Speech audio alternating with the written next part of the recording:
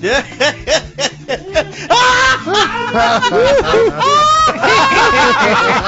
Shut up! Oh, sorry.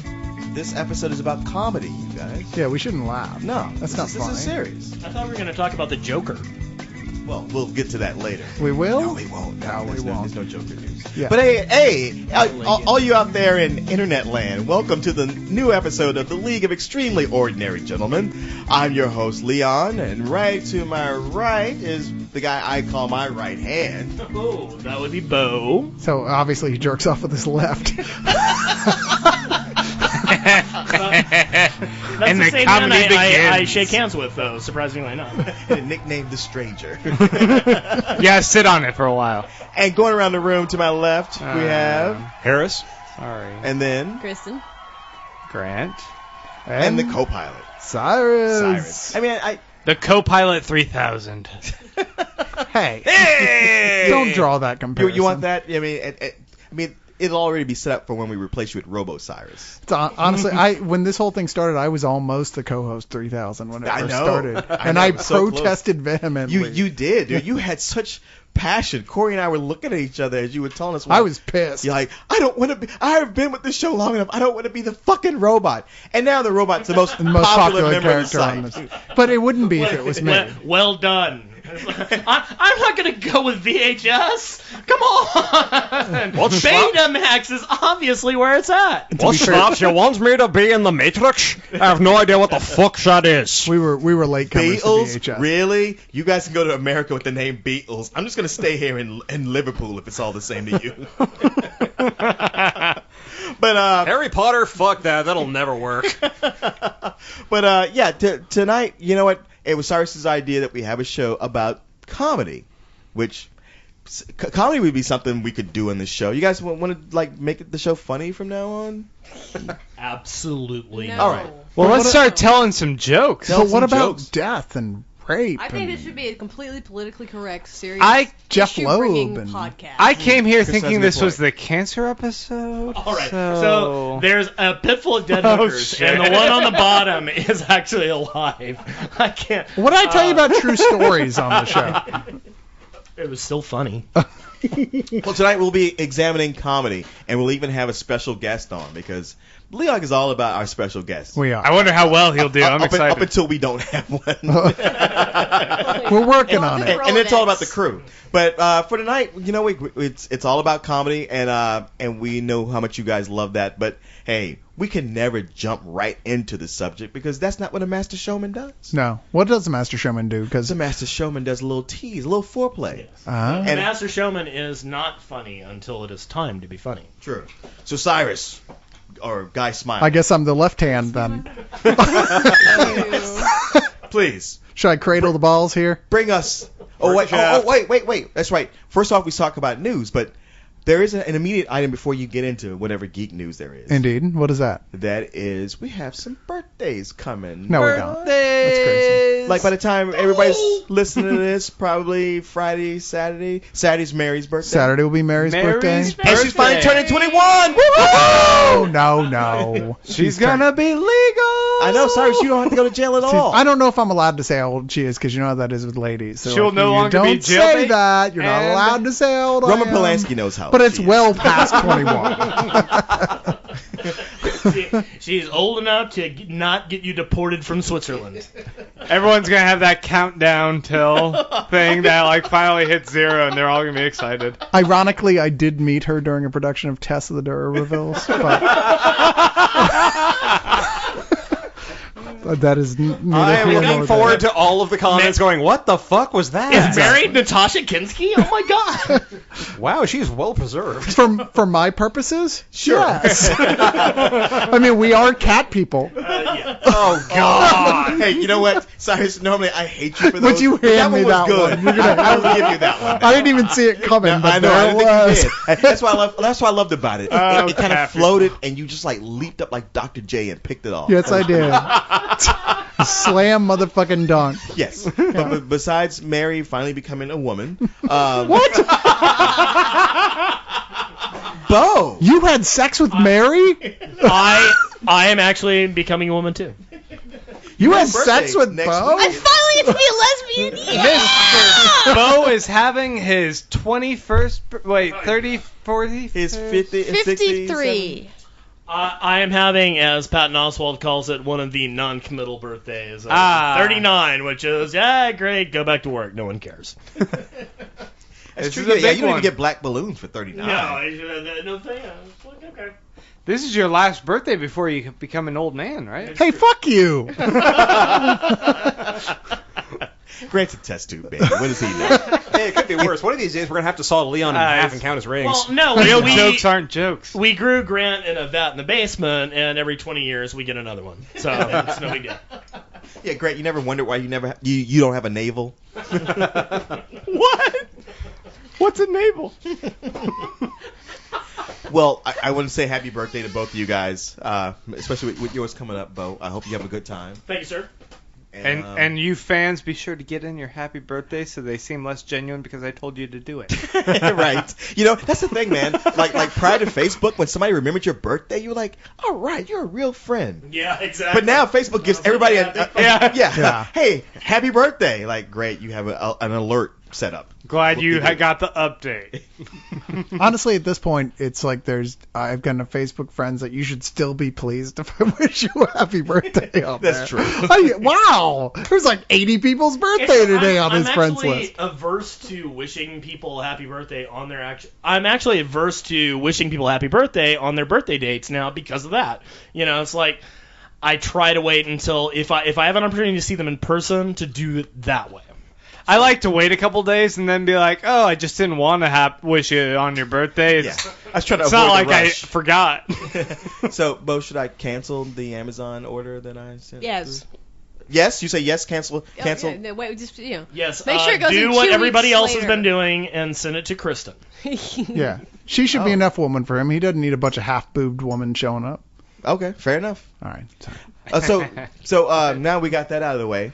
Amazon. Cyrus. I got it. I'm a little slow. I'm glad you explained it because that took me a second. Cyrus, what do we got in news that we need to talk Well, about? you know, it was for the week after Comic-Con. It's almost embarrassing to discuss as long as it's been right now some of the news because so much of it is like the big stuff is stuff that everyone has talked about long before this Leog, and we're not gonna go and like. I know. I'm sorry. I know we talked about it the other day, but I just love the fact that like a lot of the big news from Comic-Con was stuff that was already leaked 2 weeks before. Oh, I know. But a lot of the smaller news is now making its way to the internet. Like, oh, yeah, we forgot to post this type of stuff. And a lot of that stuff does actually concern me. I kind of wish Jason Murphy was here for some of this because a lot of this stuff is stuff that I'm like, wow, this is the stuff that he would love to talk about. But I'm going to throw some of this out here. One thing is that we were joking because of how much we loved the movie Wreck and Wreck 2.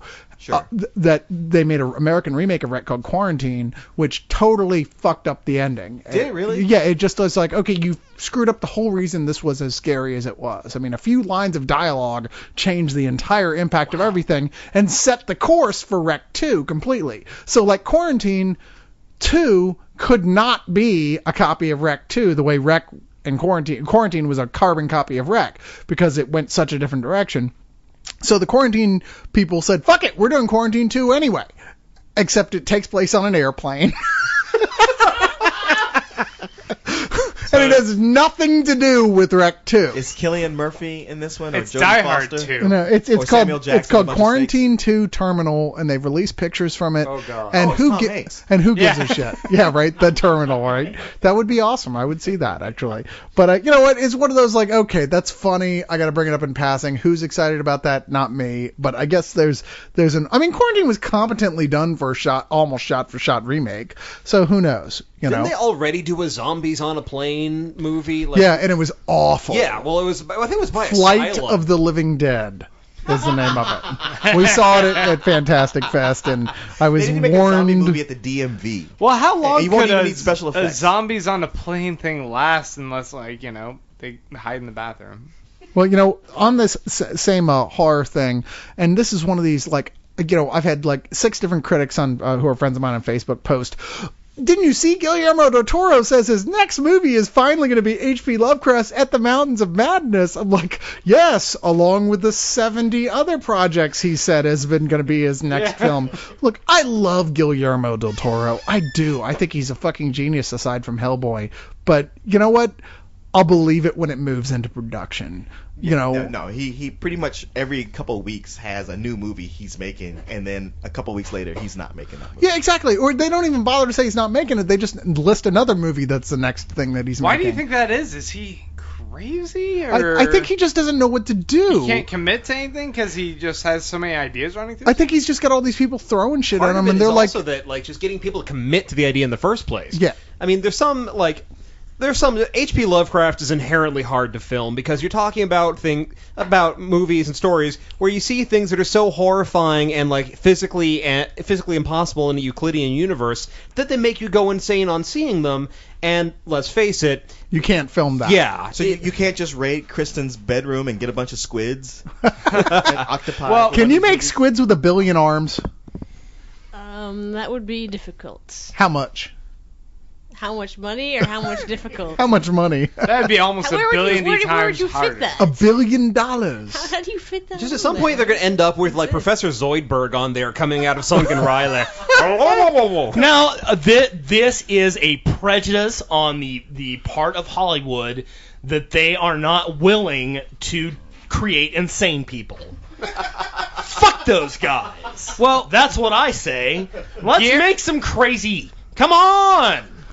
Guillermo announced that he's doing that haunted mansion, and I mean I know Fungus He's- Munchie, Fungus Munchie? Munchie? Fungus I'm sorry, We are, his name is now Munchie, Fungus Munchie, so Munchie. soft and cuddly. I'm pretty high right now, so Fungus Munchie. He was like shitting a brick about it, very excited, but I was like, what? About that movie? Why do you want know. that? I don't. Like, who I don't cares? care about it. It's a ride at Disney. No, the idea of Something, Del I don't know. Toro, who definitely has a very unique idea, a vision for fantasy, of dark fantasy, is the guy to do Lovecraft. I agree, absolutely. Yeah. I just don't know if it's actually going to happen or not. But the haunted fucking mansion? If it's the paycheck that lets him do it, then more power to it. Hey, I just think but he should do his He'll own work stuff. a human vertebrae in there somewhere. But you know what? He said that the haunted mansion is after the Lovecraft film. So it's like, okay, well, it seems weird that the mansion thing came up to the forefront. I mean, this is the ultimate geek fest. You don't think he wanted to mention Lovecraft first? I think the looking forward to Disney the- panel trumps. I I guess. want this one to be in 3D. Hell, I want this to be in like 5D. I want people to be coming out of that movie with the glasses on, going, "I see to the center of the universe, and it's looking back." I can't breathe anymore, but I can fly and kill. You enter the theater and they inject you before you move in the movie. It's like, all right, go. You know, change the subject. We talked recently in our video game episode, 2 episodes back, about the DC Online game. Sure. One of the big news that came out of Comic-Con was that Kevin Conroy is playing the voice of Batman Oh, yeah. and Oh, you all haven't- the sequences. You haven't of seen it. the trailer? No. I have seen it since, but Because we it's just Kevin haven't Conroy's talked. voice. We just haven't talked about it. Okay. So, and that Mark Hamill is playing the Joker Yes. in it. I mean, that's pretty big news. Saying I that bet they're they'd gonna make go pretty there. good voices for those guys. I watched the trailer because one of my best friends is working on the game, and when he told me the plot, I was like, dude, I don't know how to tell you this, but that's the plot of an episode of the Super Friends. And sure enough, watching the trailer, I'm like, this is really cool, but it is that Super Friends plot still. Yeah. Well, I mean, it's a game that's going to go anywhere eventually. I mean, there are instances. It's going to have, like, here's the new sequence. It's just like World of Warcraft. It's an MMORPG. It's going to constantly have new stories. I don't care. I just want them to get Brangelina to do the voices of Marvin and Wendy. Well, they've got Adam Baldwin as Superman, Gina Torres, which is, geek goddess, really. Oh, yeah. If you want to talk about your as- Amazons, is she's Wonder the person Woman. I want to see as Wonder Woman. Yeah, sure, why not? James Marsters, another, geek god. Spike is he Lex Brainiac? Luthor. Oh, he's Lex Luthor. Michelle Forbes is Cersei.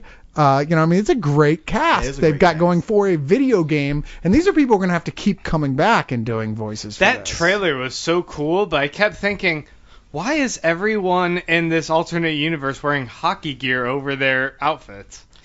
And it's like every single person That's is probably just like, what you know they had their what padding. one guy would start it, and everybody would be like, "Ooh, that's actually kind of cool."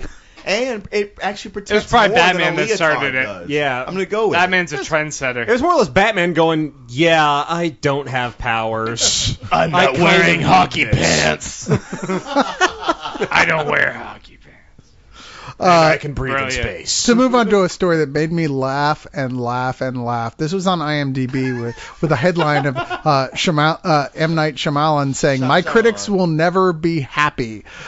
He's convinced he'll never be able to please his critics because they set impossibly high standards for him after his early career Yes. success. Impossibly high standards Like of this competent. thing, of this thing called good. No, it's just, this is hysterical to me. He says, his quote is, "Look, I loved Michael Jordan, right? He was my favorite basketball player. When I used to watch him at Madison Square Garden, there'd be 25,000 people booing every time that he touched the ball, screaming abuse at him. And it was because the entire stadium was there to see him be spectacular. They were like, I don't want you to disappoint me or hurt me." And then, of course, he took a big pause and went, "Well, I'm no Michael Jordan, but And maybe the rest I of the got a world little." said, "No shit."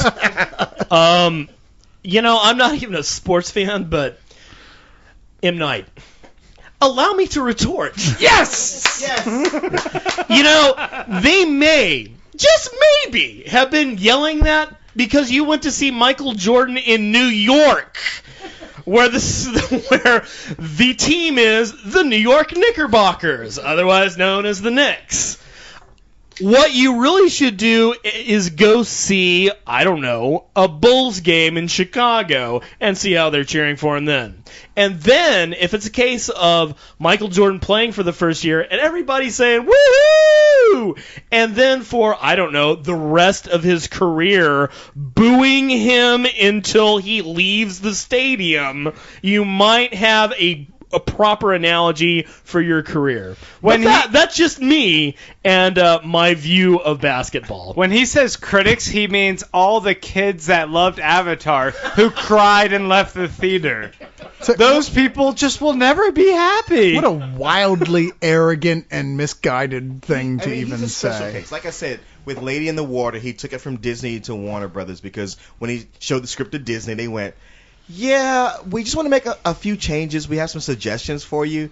And he cried. He admitted that he cried because they didn't believe in him anymore, and he took it and went to Warner Brothers. And then we all saw Lady in the Water, and it was like, wow, is that a piece of shit that I can't believe no adult stepped in and said, like, no, don't do this. It also didn't really help that he decided to have the only unlikable character that actually dies be the movie critic talking about all the unoriginal twists and how bad movies are these days. And Well, as you see, like, that never works out. Like, the Godzilla movie did this exact same thing, where they're like, hey, we'll make fun of the critics. And it's like, yeah, well, everybody still hates your movie. He just really needs to take a 20-year ego break. Well, as long as we're talking about news, one of the other news breaks that came out about M. Night Shyamalan Ding Dong lately was that he was doing a interview on Mexican TV, and the interviewer was like, "Look, you haven't had a lot of success lately. In fact, your last movie has been widely panned. Your last couple of movies have been widely panned. I don't know, man. Do you think maybe you should give this up?" And his response to him was, "If I thought like you, I would kill myself." To which I can only say, by God, you need to start thinking like that guy. Now, and the only reason I would do this to you, because that was really funny, but we actually covered this last week, and I don't know if it was Mexico, but it was, to me, it was one of these things where, like, everybody's like, yeah, watch him be a douche, and I was like, you know what? He's at a press conference to promote the new thing he's doing. Indeed. Somebody bringing up his old career, his old failures. It was the wrong thing at the wrong time to do that. I mean, in a one-on-one interview, yes, by all means, but Sure, right here, but in the middle of a whole audience. You're absolutely right. And I watched it, and yeah, I was making a cheap joke. But the sentiment still holds. Dude, I'll grant you that. Jesus. I will say it turns into, as I said last week, the Emperor's not wearing any clothes, and I'm tired of seeing people not just flat out say it. But- it's like, are you doing that guy any favors by kissing his ass It and does not pointing require- it out, saying it's time for you to step back and say, wow, everything I've done for 10 years now has sucked. And let me put it this way: it's not saying like, hey, dude, it's time for you to give it up. It's saying, dude, this is your time, like in a kung fu movie. This is where you go off into the woods Needs and 20 you years. practice with the bamboo and Yeah. the dummy with the old man sitting on your shoulder, and you get better. Yes. And The thing then come that back. annoys me is it takes such amount of ego to want to take something that people revere and like Avatar and translate that to film and think that your version is going to be what's great for them. And then usually when they Tim don't Burton when like you do it, that. you should be humbled by that and admit your failure. And he's just like, screw you guys, you don't get it. And it's frustrating. It's like, no, he so missed the mark in every regard on that film, with the exception of like the special effects, which wasn't him. No, I'm thinking he's got Tim Burton on speed dial, who's saying like, no, keep doing it your way. Those guys are Fuck like, the source material. I understand, buddy. What? Yeah, he presses it all the time. He goes, why do you still have fans? Because it doesn't seem to be working out for me.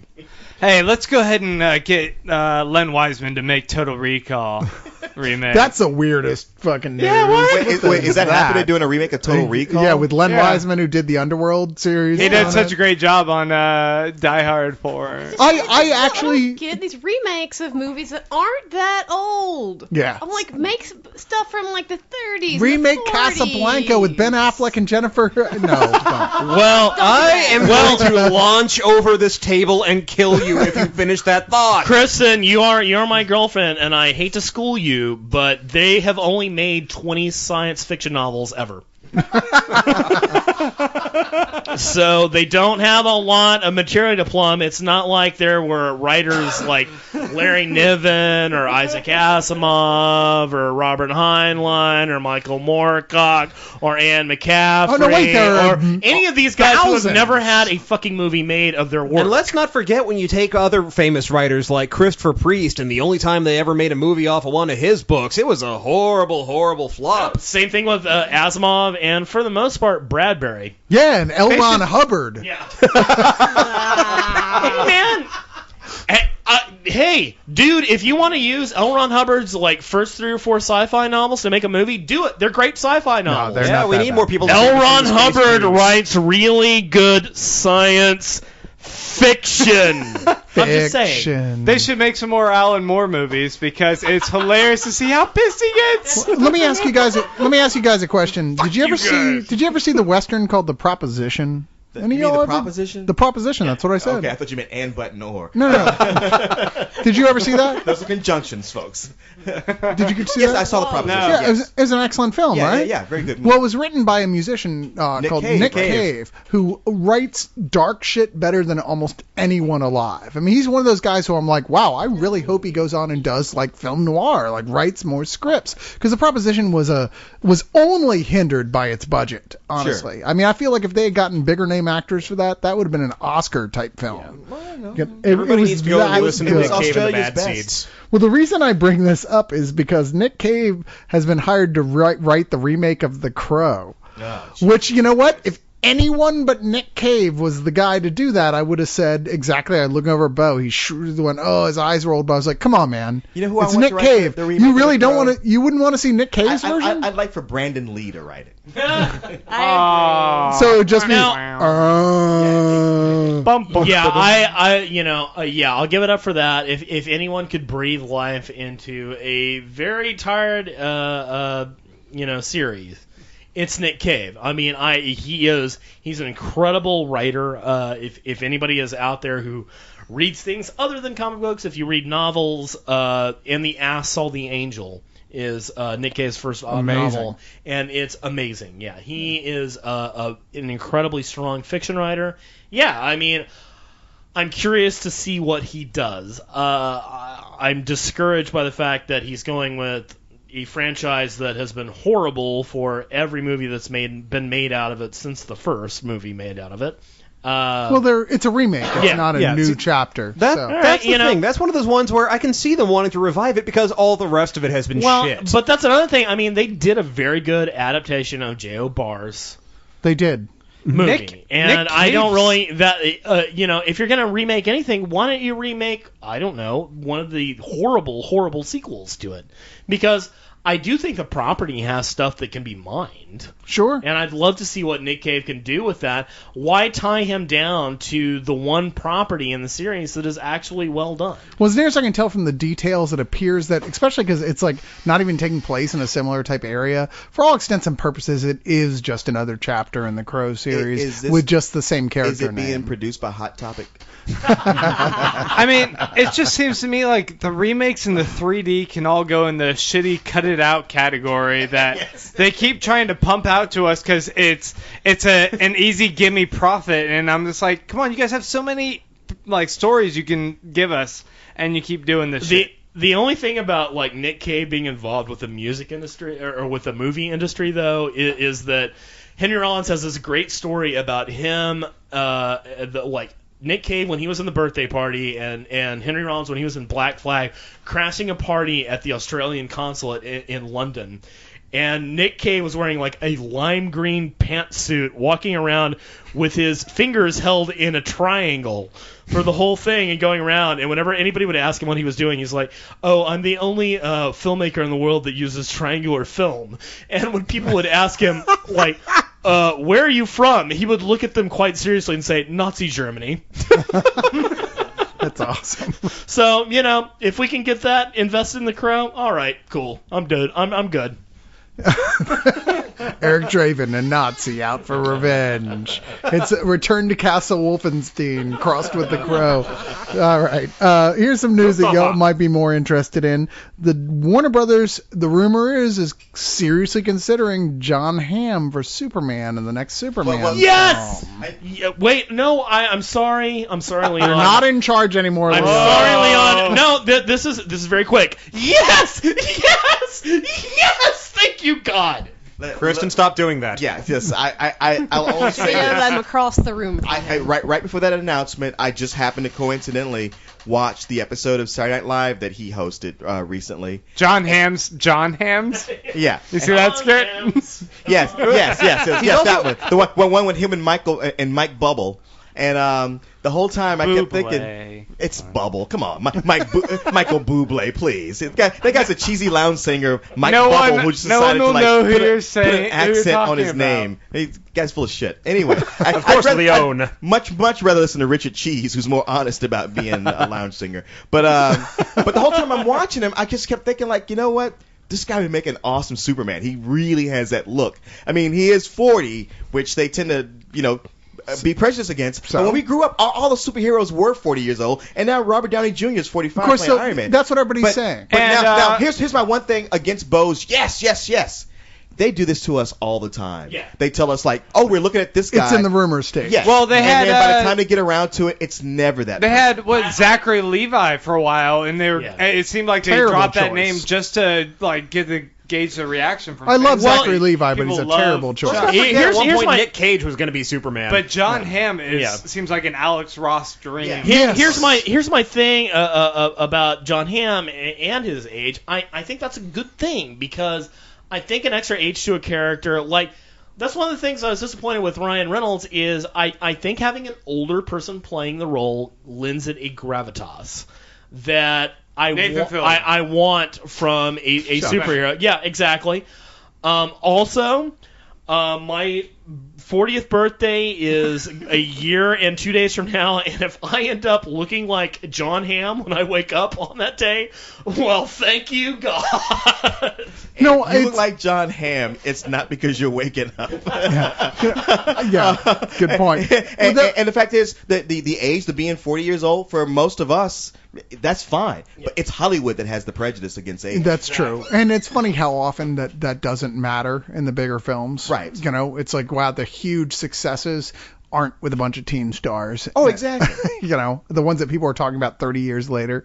John Hamm, I like him for a lot of reasons. I mean, like you said, like in this point now, to me, Superman is the older Superman. Yes. He's not the young boy Superman anymore. He's not the done enough of those Smallville movies, Superman. yeah. He's the Alex Ross Superman. That's the one that, I mean, come on, he's That's what supposed to be who's the most interesting. He is the patriarch of superheroes. Right. The American And- public knows him so well that it could even be the same 70s Superman that is aged so slowly that he looks like John Hamm in our day. And Yeah. he is the most important superhero in the world. There's no In the arguing DC that. context, yes. No, I mean, I No, love. you mean I in love. our world. You mean in our world. Yeah. Yeah. Well, in the real world, he is the most important superhero. Period. End of sentence. And yeah, I mean, I think he does. He needs to have that elder statesman thing going to make him work. It's really remarkable that John Hamm, just through the show Mad Men,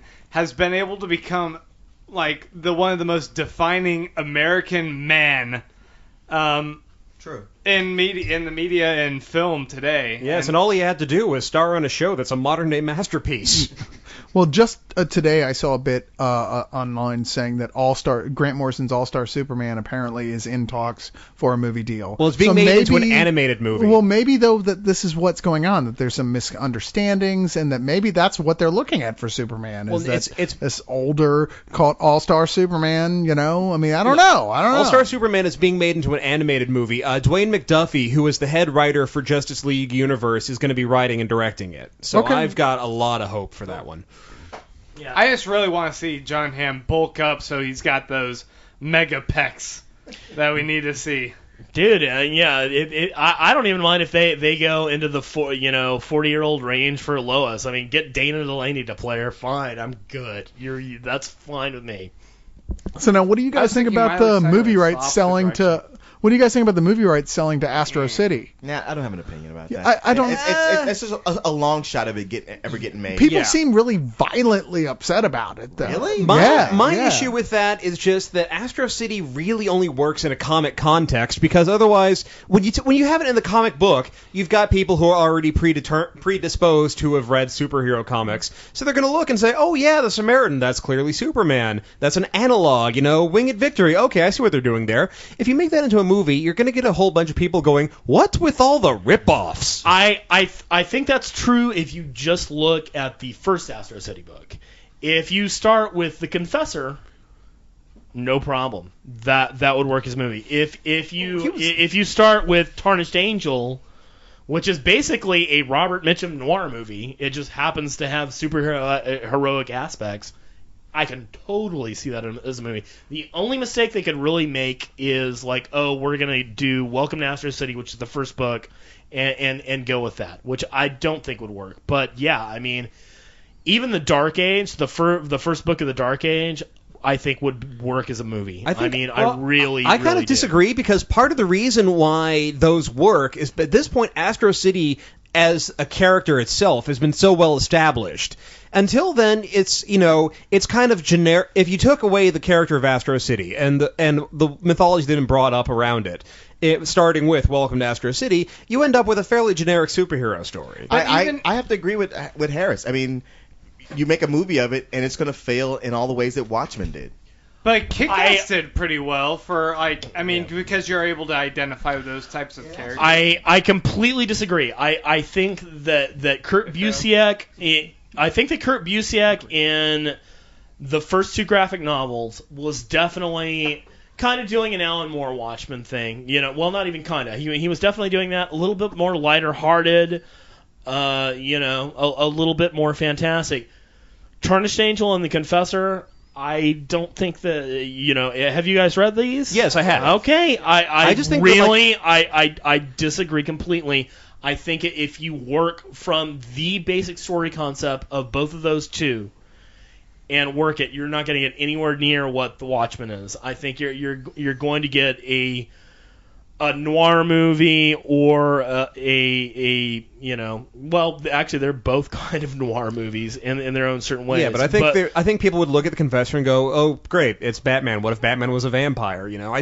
So what? That has never been done on the silver screen. Nobody has never ever been done on the silver screen. But for the same thing, I think no one's going to accept it for anything other than just like it's a Batman knockoff. I disagree. Well, then why did they accept it in the comic book world? Why have they accepted a multitude of Batman knockoffs? I disagree disagree completely. Because in the comic book world, we've had Batman for 40 years. I get used to him. Where in the movie world, they got a new guy playing Batman every few years. I'm It's still a very new concept. Whatever. If they come up, the way I look at it is like if they come up with a great script, great, and great actors. Sure, I really am we'll not love it. offended about it either way. Yeah, I'm not thinking, offended I'm not by it. thinking No, about no, I'm people not being offended, I don't by get it. that at I'm all. not excited by it. I just go, you know what? It's one of those projects that's so neutral to me. I'm like, great. If you can find out a good way to do it, I think it make a terrific television series. As far as a movie series, I don't know. Yeah. One last piece of news, and y'all already know this, but I just want to know what y'all think about it. Jeremy Renner is Hawkeye. What do you guys think about that? Well, good for Well, him. there's a couple people that like that. Well, I don't know what you guys discussed last week. Well, I mean, Well, he was the I thought we big- might have talked about it last week. He like if there was any surprise at Comic-Con, it was that. Although it had been leaked, it had been rumored that he was going to play Hawkeye. That was a loose rumor. Like I think Mark Jeremy Ruffalo Renner- as Bruce Banner was more of like everybody had already heard that. It was Right. like they haven't said it, but it seems like a done deal. Yeah. Just nobody wanted to believe it. Right. Jeremy Renner Everybody knew Edward was Norton so wasn't coming good, back. and Yeah. he really does, I think, evoke the ideas of who Clint Barton should be in the Hawkeye movie, especially with his other film, The Hurt Locker. The Hurt Locker. And perfect. I agree. He set up the Hurt Locker has set him up And that's SWAT. as a rebel that works within the system, and I think that's a great thing for Hawkeye. I'm totally cheering this. I certainly hope it's not an unfounded rumor, and it seems not to be. No, Jeremy no, Renner. Yeah, I know. No. Yeah, I know it's stamped. He's you know? got a great fuck you Yeah. sneer about him that like Clinton Barton should He have. really does, and Renner, to an extent, has like almost been my go-to guy for roles I would like Nathan Fillion to play, but he's maybe getting too long in the tooth for. Boom. I really think he's going to make this really intriguing, cool Hawkeye. And Hawkeye's one of my favorite characters in the Marvel Universe. And yeah, I think that character that he did in the Hurt Locker, that guy who's like, he's really good at what he does, but there's a little crazy there. There's a little bit of rebelliousness. Well, there's a lot of rebelliousness there. Yeah, he Yeah. doesn't really give a shit about anyone else except for what he's going to do, and he's very straight on his path. Exactly, and That's that almost given the straight fact arrow. that they Straight can't, arrow. yeah, they can't really do Harris. they can't really do the Black Widow like original origin, and I think if they bring him out like this kind of young gun guy, I really think it's gonna work. So they brought in the other dude though for Bruce Banner. Yeah, Mark Ruffalo. Mark Ruffalo, and I like that actor a lot, but I was really annoyed with I think it was Cinematical at one of those movie sites. They're like, oh, if this guy's gonna be on it, he better start bulking up. And that line right there what? just annoyed me so He's much. Bruce Banner. He's not supposed to be bold. And the thing is, not Exactly. only is he not supposed to be bulked up, but I supposed to be guarantee weedy. Bruce Banner is going to have probably the least screen time out of everybody in this movie. Yeah. Has anyone seen the photo that they've been doing, like in all the announcements of this? And I guess it's from Comic-Con. Is he's kind of got his hair long now? Yeah, He looks like Lou Ferrigno, like a little bit less muscular. I don't think it's on younger Lou purpose. I think Ferrigno. he's just disheveled I don't between know. movies. I think somebody like maybe snapped that shot and like Photoshopped his hair out. Well, no. Here's okay. If you are a press photographer, here's how you get your pictures. You go to the place where all the guys are lined up to do their panel, and you just start snapping shot after shot. You just hold your button down and go click click click click click click click click click click click click click click click click. I really think this guy, like, somebody found this thing and was just like, wow, he looks a lot like Lou Ferrigno in that, and like purposely put it up, and that's been like the go-to photo of him because Mark Ruffalo looks nothing like Lou Ferrigno if you look at him in the bulk of pictures that he has out there. Well, I heard that like they signed the deal with him right before he flew out. Like they flew him out there the day before because they're still working out the paperwork. And I heard he had to make like some 6-movie commitment, which seems absurd to me. Before and it's like you better pay a lot of money for me to be in there for 10 minutes and all the CGI to do that work. Yeah, let's see how that goes. But Yeah. I mean, like I read like the newest statement from him was talking about how like, hey, Edward Norton's a friend of mine and he gave me his blessing, so everything's cool. And I'm sure it was like, hey man, if you want it, go for it. Whatever. If you want to deal with that shit. There's part of me that wishes that like the whole nature of like these blockbuster films, it's like we stop judging them like, oh, series over. What are you going to do? They had one bad one. The way people were with, I'm sorry to say, Spider-Man 3. Oh, Sure. Series over. One film we didn't like. That's it. It's over. That's you know what? fanboy That's nature. that's crazy talk. It's like if we're doing movies based on comic books and long-standing genre shit, they've all got all the source materials, long periods of where it was shit. You just go, okay, that's not working. Let's try something different.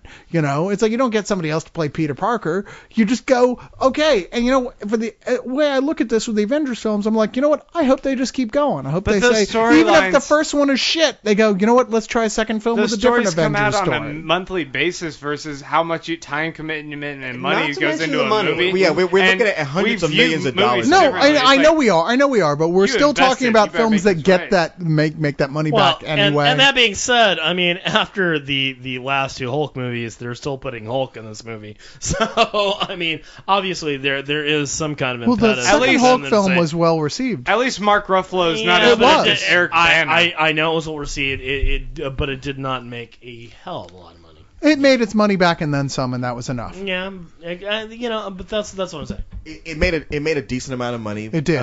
But it didn't make hardly any more than the Ang Lee Hulk that everybody hated Yeah. made, which was the big shocker. Yeah. It's Yeah. like because I don't know anybody who doesn't like the second Well, Hulk. the problem is that I know plenty of people who hate the first so one. much of it's about the opening weekend, and Poodle everyone Hulk. was so excited True. about Ang Lee's Hulk because, like, That's wow, true. That's Marvel true. was on a roll, Yeah, and it was they were like, on a wow. roll, and everybody's like, "Wow, if Ang Lee wants to do this, he must really have something special planned." Yeah. And you showed up and you went like, "No, he didn't." I was pretty excited, and I watched like most of that movie going like, holy shit, he's doing some crazy like comic book style integration into this, and I was like trying to like convince myself I was so excited. Yeah. It was the Phantom Menace syndrome, I think. Yeah, no, I had the same issue. It's like, come on, like everyone knows that the Hulk is really a Jekyll and Hyde story, and he's examining like the id versus the ego versus the superego, and oh god, I've got nothing. Well, That's sorry, it for my news. Okay, well, thanks for the news. Like well, the only there's one two other- little I had small news, items. too. Oh, you guys got news? Oh my God. Thor trailer came out. How can we not discuss Thor, that? you're Thor. Because I'm like Phil Thor, when and I can hardly piss. when I started all this and I said, everybody's already talked about a bunch of the Comic-Con news. Oh, I didn't. Oh, I no, thought no, you no, said the Thor news trailer trailer. Have you seen the launched news like Oh, the brand new thing. Yeah. the new I mean, it image leaked came last out. I thought night. you posted it up and said you have to wait until Leog to hear about it. Oh, though. that's right. I did say that. Yeah, you gotta talk about Ah! Yeah, seriously, that thing Okay. leaked last night. Yeah, Grant, come on, everybody's talking about that. Thor. Well, I just figued you Well, they would. are. want No, to you're talk right, about it. Grant. You called me out, and you're absolutely right. And I to keep didn't mean it to. keep it short, at least on my end, I'm just jump right out and say like, hey, the Asgard stuff looks way better than it did from those still photos. It does. But it looks like most of the movie takes place on Earth, and all that stuff, other than the Destroyer, looks like shit. Have you noticed almost every sequence of that trailer is about a second, maybe a little over a second long before it does the quick fade out and Yes. fade into the other thing. looks and you can't tell if it terrible. looks good or not. You really can't The tell. whole storyline of him on Earth, the fact that Thor is having to do wrestler moves on security guards, like this is the same Thor who's almost as strong as Superman, who's really having to do all Well, that. He does the foot kick, the double foot kick outward like 4 times in that trailer. I'm like, what? Well, it looks Thor? like they're Alright. totally taking He's away just from pushed the people out of Donald his way. Blake story, because apparently he's never Donald Blake. And they're just going, he's Thor on Earth without powers, but he still knows how to fight. There's a scene of him in scrubs. There's a scene where he's wearing scrubs. So Yeah. I don't know. What No, he's been captured by S.H.I.E.L.D. at that point. From, okay, the last couple of pictures, I have definitely dialed my disbelief in this movie's potential up to about a 9. This trailer has dialed it back down to about a 4. Here's the things that are sticking out to me the most. Hate his accent.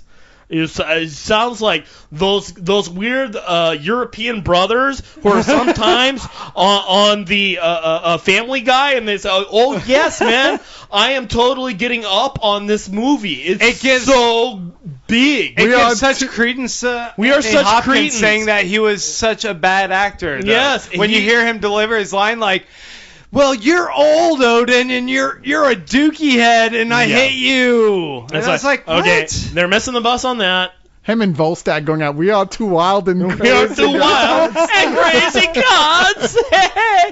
I also think like there is no evidence in this that they're like giving him that Donald Blake alter ego, and I'm sorry, but that's what kind of makes Thor work. That's a big part of it. It's a big part of it, at least in the introduction, and not really working for me. It looks like some of it's coming from the Walt Simonson era. Yeah, I can just see some arrogant jackass at Marvel going, whatever, Thor was a god long before Marvel had him. We'll do whatever we want. It's like, yeah, but this is the Marvel Thor. You're missing the point entirely. There are some things where definitely, one of our main comments was the looks of it are bad. I think the looks are there. I'm dialing it back on that. It's looking pretty good. Acting, hey man, Anthony Hopkins is Odin 10. I'm totally buying it. I don't know. His He's speech, I was barely just kind of like. He's barely in the trailer. On the trailer? What are you kidding? Like His he does the speech? first 5 minutes of overdub. Yeah, no. As far as seeing him do it, and as the overdub, yeah, it's just overdub. It might as well be Morgan Freeman or Him anybody wearing else. his eye patch, it looks insane. As a voice actor, I can draw a lot into how you're lending a role with what you say, and I'm getting Odin from that. I keep seeing Anthony Hopkins playing the exact same role he was playing when he was Hrothgar in the 3D Beowulf. Yeah, I want to see Thor, Lady Sif on his way to the chamber, and one of the other gods throws sperm in her face. And here's the bit, I'm not dialing this down to a 1. I'm dialing it down to a 4. I'm thinking there may be a a Thor? You're dialing it down to a Thor? I'm dialing it down to a Thor. A Thor 4, as Casey Kasem would probably be want to say. But I think it's getting there. We've got a caller from Little Rock, Arkansas, who says, "Hey Thor, yeah, why don't you light up my life?" Hey Thor, you're cruising with Darla. What would you like to hear? I would like to hear something about me breaking up with Sif. I really loved her. The gentle storm won't be gentle much longer, so says the God of Thunder! The first time I watched it, I was kind of hyped up because of all the people's reports that it was so awesome, but maybe it's like I'm missing something from the 3D or whatever that was at Comic-Con, but it's just like the Loki and his posse walking down the hallway, pushing away all the nerds and whatever, and Natalie Portman and Kat Dennings like, badass shots. This hobo Thor who's always got such a trim beard that's like always set to a number 2 trim is so cut. The best shot of that whole trailer is Kat Dennings getting ready to fuck. Kat Dennings. When she's like, I'm going to fuck that guy. I was like, you know what? Yeah, Kat Dennings, I'm that guy in my imagination. I apologize if I gotta go be in this movie, but I'm kind of looking forward to it, but just because it looks like it's... I love Kenneth Branagh's movies, even kind of some of the stinkers. It looks like it's going to be like Masters of the Universe level glorious cheese. I don't know, but that's not what it should be. Awesome. That's not what it should be. It's a fucking Marvel film, man. You want to make some B-level film? That you want to see that out of this? Are you crazy? No, that's Sucker Punch. That's what that is. Yeah, exactly. It shouldn't be this. No, you must admit, though, out of all of the Avengers, Thor is the hardest movie. Absolutely. And no question. There are other little things in there that I'm looking forward to just because they make my little nerd heart spark with glee. The Infinity Gauntlet's going to be in this movie. Yeah, but that's just a side little reference. That's like something, look, it's the Infinity Gauntlet. What does that mean? Nothing. You already saw it. It's called... I do think we all have to admit, and Leon brought it up himself, the Destroyer looks fucking awesome. Destroyer looks great. Yes, he does. He's exactly like he looks like in the comic books. And what a great villain. But even so, he's a villain devoid of personality. So what are they going to do with him? How long of the film can he be a villain? Loki is the villain of Thor. He is merely a device. The only thing that I'm worried about with how little face time they got in the movie is the Warriors 3 and Sif. And I'm willing to bet money now. It's going to come down to we're going to see about 5 minutes of them in the beginning of the movie when Thor fucks up and gets sent to Earth. every once in a while, cut back to Asgard. Gee, Flandel the Dashing, it looks like Loki is up to something. Cut back to Earth. Finally, at the end of the movie, then maybe we'll actually get to see Hogun the Grim kick some ass. Well, what I'm curious about is, like, what are the ramifications of this movie doing bad for Avengers? Avengers is getting made. Sure. Regardless. I mean, they But can't hype it up at Comic-Con at this The thing point. is, wait, And- I mean, if they got anything going for them, it's like, okay, it looks like Thor has a good chance of like taking everybody's excitement down. So it'll be up to Captain America to save the day. But Chris Evans, when Captain America I have throws his faith mighty in him shield- being able to carry a film, even if he doesn't pull off Steve Rogers in the film, because Sure. he just exudes charisma in a similar way to Ryan Reynolds. Right, I'm like, right. I like him, even if like it's not Steve Rogers that he's portraying in the film. That could be. And the last thing I would say about Thor is, as Cyrus and I both talked about, the hammer looks way too puny. Hammer looks lame, man. Yeah. It's like I don't even know what to say when he's coming at you with that hammer. Like the shot in the film when it finally builds up and it's like, now finally it's Thor in his Thor kid's uniform from KB Toys with his Yes. tiny little hammer jumping in the screen at you. Like it's Jack in Lost in that shot, except Jack had lightning backing Yeah. him up. Well, What the you would think fuck? that God Hey, of War hey, would Chris, have come on. lightning Hasn't anyone ever told you that it's not the size of the hammer that counts? Well, the fans like other Spill fans are loving this. I'm just wondering, what did I miss that they are just eating up about this? With the exception of the Destroyer at the end and the Greg Clark, Clark Gregg, Yeah. whatever, 2 first names. His conversation with him at the very end and name dropping Stark. I was like, okay, that's really kind of fun and geeky. But other than that, it's like most of that trailer just did very little for me. I know. liked Asgard's look, I guess. Yeah, I But like only that. from a distance, though. When they're doing that whole, Yeah. hey, it's from a distance. The big It's great. pants. Anytime it's a close-up of any of the characters in it or anything going on in it, you're like, wow, this looks Now, like shit. one last thing. Kristen had something she wanted to say. I sure did. Hey guys, do you like Spider-Man? Yeah, sure. Spider-Man's awesome. Because now you can get him in squid form. I did, You sure did. Thank you, Cyrus. and he's awesome. Yeah, my squid. I have, my spider squid. Spider Squid. I I love him so found this much. kick-ass Spider-Man sheet, and so I have chopped it all up, and there are several squids. There's going to be 2 giant squids, and there's going to be 2 Nautili that will come out of it. So if you're interested in that, I posted a picture in the League Lounge, but you can go to deadsquirrelgirl.etsy.com, Etsy's ETSY, and pick one of those up. Once they're gone, they're gone. I will never respect you unless you own a spider squid. That's all there is to it. I'll try to, sure, but I'll be looking at you, I'll be listening to you telling me about something, and all I can think is, You don't have a spider. you don't squid. have a spider squid. You're not even serious. In all seriousness, get these suckers. They go fast. They do. Suckers.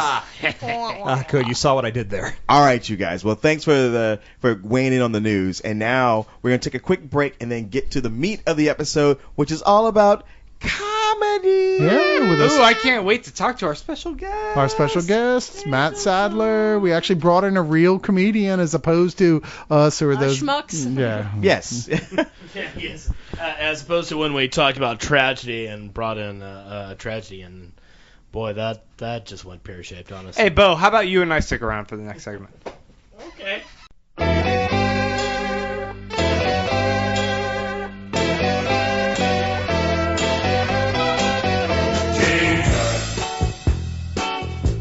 Now when he was a young man, he never thought he'd see people stand in line to see the boy king.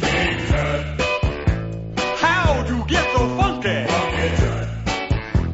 Did you do the monkey? Born in Arizona, moved to Babylonia.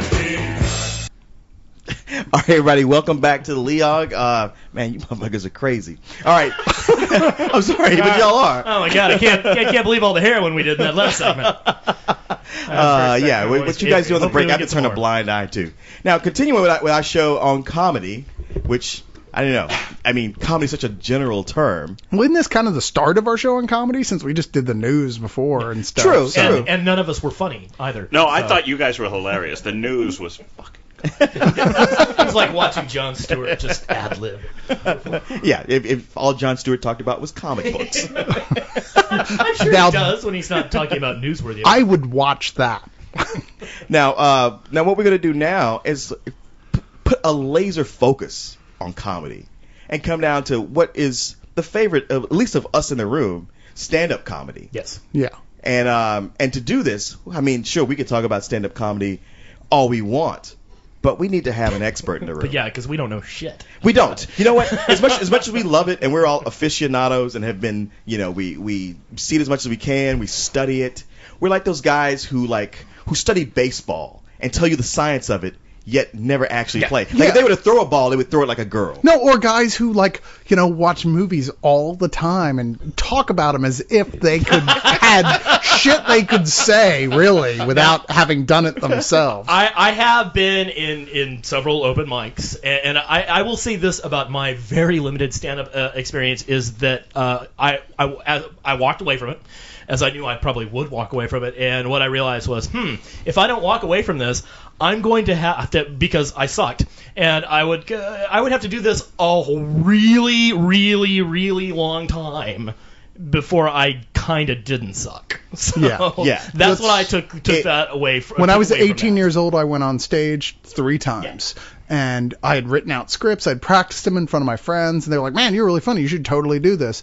And it was how it begins. absolute panic on stage. And it was like going, wow, my friends thought this was really funny. This audience thinks I'm mildly funny. When it comes to showing your talent, your friends are not your friends. They might say man, you got a great voice. You should make a record. That's what they said to Eddie Murphy. It's like and look how that turned out. it's like how moms always encourage their kids to go on American Idol, even though those kids are tone deaf. oh, you're the most handsome boy in the world. You should be a model. Get out there. Grandma loves it when I Mom dance. always said Yeah. I was Come good. on. So to actually talk about stand-up, we brought in a real stand-up comedian, Mr. Matt Sadler. Everybody give it up. Oh, for Matt. no, don't clap. I'm not even doing anything. I'm just honored to be It's here. only mild clapping. Oh, okay. It was Yeah. a golf clap. We're your Nice. friends. It's the polite Go on. clap. we Oh, do. you're my friends? Yeah, go so I on. know you're not. We're those friends. Now I know you're not Man, gonna laugh. You're funny. Keep going. Of course, we're drunk at the time we're saying it. But so, Matt, tell us a little bit about yourself. My name is Matt Sadler. I've been doing comedy for about 17 years. 17. Yeah, I started in '93 and did the road for a long time. And doing the road when you're 23 is just fucking amazing Because it's all like coke and like cheap booze women. and women and the whole thing. It's awesome. When you're 39, it's not as you're married. It's the same thing. You just can't do it as much. Yeah, exactly. You're like, yeah, I'll party with you kids, but I gotta go take a nap first. So Why do I feel sore and cranky all the time? my liver hurts. This blow is mostly baby powder. Yeah. And I care now. Do you have low-calorie Coke? No, I really wanted a Diet Coke. Yeah. Seriously. Can I get vodka and Mountain Dew, Diet Mountain Dew? Do you have that? But I've been recently, after a career on the road, flying. I've done 3 tours overseas for the military. I did Canada. I did Wichita. We were at Kansas. war with Canada. We were. It was weird. Well, I always knew it would be easy and not very publicized. Yeah, they lost. We ran out of natural resources already? Yes. Yes. But I've recently, just married and taken. Recently married. Well, not recently married. 8 years ago. But So say y'all recently- were dating since I first met you. Yes, we when dated we for about worked at a 16 bar years. together 12 years ago? Probably. Something like that? Probably. Okay, so you guys have history. Yes. Oh, yeah. We've known each other a long time. Yeah. Chris and I. Yes, Cyrus. Cyrus, Chris sorry. is the guy who drove. No, Chris is the guy who drove the car to bring you over here. Oh yeah, that my driver, who's Yeah. now ducking out the back door. I was going to ask him to bring me a beer, too. And I actually met Sadler when he was in a local improv troupe called Monk's Night Out, which Yes. is no longer with us. Oh, but, wow. Monk's Night yeah, Out. funny I used to hear about that all the funny time. group. Yeah, Yeah. they were a great little. And it's kind of sad because they kind of were around. Like now, Austin's improv scene has really, really blown up. It's exploded. And they kind of went the way of the dodo before that. But you guys were great. we were one of like 4 troops in town. Yeah. When we were active, and yeah. funny stuff. So, Yeah. Matt, which do you prefer, stand-up or improv? You know what? I started out in stand-up and then did improv, and improv made me a better stand-up because there was a big dichotomy between, there was a chasm, if you will, between the improvers and the stand-ups because it was basically a matter of jealousy between the two camps because stand-ups were terrified of not knowing what they were going to say next, and improvers were terrified of being on stage by themselves. Wow, it's like the rich kids and the fat kids. It was. It was totally like that. So Yeah. Sometimes the improvers would throw a stand-up on the roof and make fun of There were knife fights. Yeah. It was ugly. Da-na-na-na-na. Usually I wait, but I want to ask you a question that Sure. Snoopy has already asked, and probably a couple other people. But Snoopy writes in to say, "Greetings to Leog and Matt Sadler. My question for Mr. Sadler is, who was your greatest inspiration to become a comedian?" Ooh. That's a great question, and I get that a lot. When I was growing up, Bill Cosby. I'm a big fan of the storytelling comedians. Man, everybody says that. They say Cosby and Carlin. Carlin, I was a Or fan Richard Pryor. of. And Pryor, I was certainly a fan of. But Cosby could tell a story, and my dad and I had that connection where we would just listen to the stories and we could quote it to each other. So I was a huge Cosby fan. Cosby was a guy who, when he was in Greenwich Village, he rose up really quickly in the New York comedy scene, and comics would come to him and bitch and go, "Listen, I keep writing these jokes, and people keep stealing them." And his advice was, "Don't write a joke, write a story, because no one can steal a story," which I have found to be very true in my experience. Generally Although- speaking, yeah. Yeah, although there was that kid at the university that took Patton Oswalt's. Was it Yale? And there's a big, one of the more notorious examples of Carlos Mencia stealing from somebody is he pretty much did a bit verbatim from Bill Cosby himself. Yeah, but it Wow, only lasted that's about ballsy. Yeah, I know. You're just like, Or really? in Carlos Mencia's case, cojones. yeah. Yeah, no, he's actually playing here in town shortly, That's and right. I wish I could just infiltrate the comedy club and be the opening comic, or get the opening comic to just do Carlos Mencia's entire act. The problem with that is he doesn't have an act. He doesn't have. Yeah, it would be somebody else's act. Exactly. Yeah, that guy would come and sue him. Yeah. Wow. Yeah. You guys really hate Carlos Mencia. No, don't you? I just. How is he viewed in the comic underworld? He is revered. He's revered. He is revered. There are posters. Anybody starting in comedy? No, I'm kidding. He is I'll shut up. he is almost universally loathed. And I mean, Yeah. everybody steals a little bit. Sure. But I mean, he's like, Wholehearted. you know, it's like if you're in a club night after night, seeing different people doing different things. I mean, through osmosis, there's a chance that you're gonna get Sure. something and like, oh, was that my idea or somebody else's? There's parallel innovation. Yeah. You know, I mean, but you know, like but- in comedy clubs, I mean, Robin Williams got a reputation for it. Yes, he did. yeah, So right. that he would go into a club. Well, he would and- go into little clubs at and comics would first timer refuse night. to go on stage. Yeah, exactly. They were like, Oh, yeah. I'm not going Yeah. on stage if he's in the room because he'll steal my shit. Yeah, he wouldn't steal from the big guys, but Yeah. he'd go to the You're an up and comer. Yeah, he'd go to the up and coming nights, and he'd sit there with a notebook in the back to Yeah. take notes and stuff. Yeah. If they found out he was there, they He was would. notorious They'd for no, that. no. I want to keep my material. Damn. Yeah. Wow. And it's funny because I think he's been so well known for that for so long that when his last stand-up comedy bit was what was it? It wasn't the first. The old one was a Night at the Met, and then there Sure. was the one that came out about Was it 7 Robin or 8 Williams years on ago. Broadway? Yeah, Robin Williams on so. Broadway. But it's really similar to the one from 15 years Oh, before yeah. Night of the Met, because I think he couldn't rip off people anymore. They're all like, yeah, that's Robin Williams. So I'm sure I'm stealing this question from someone, but what led you to becoming a comedian? I was terrible at everything else. Wow. Yeah. Process of elimination. I mean, I was awful at everything else, bar management, whatever, what have you.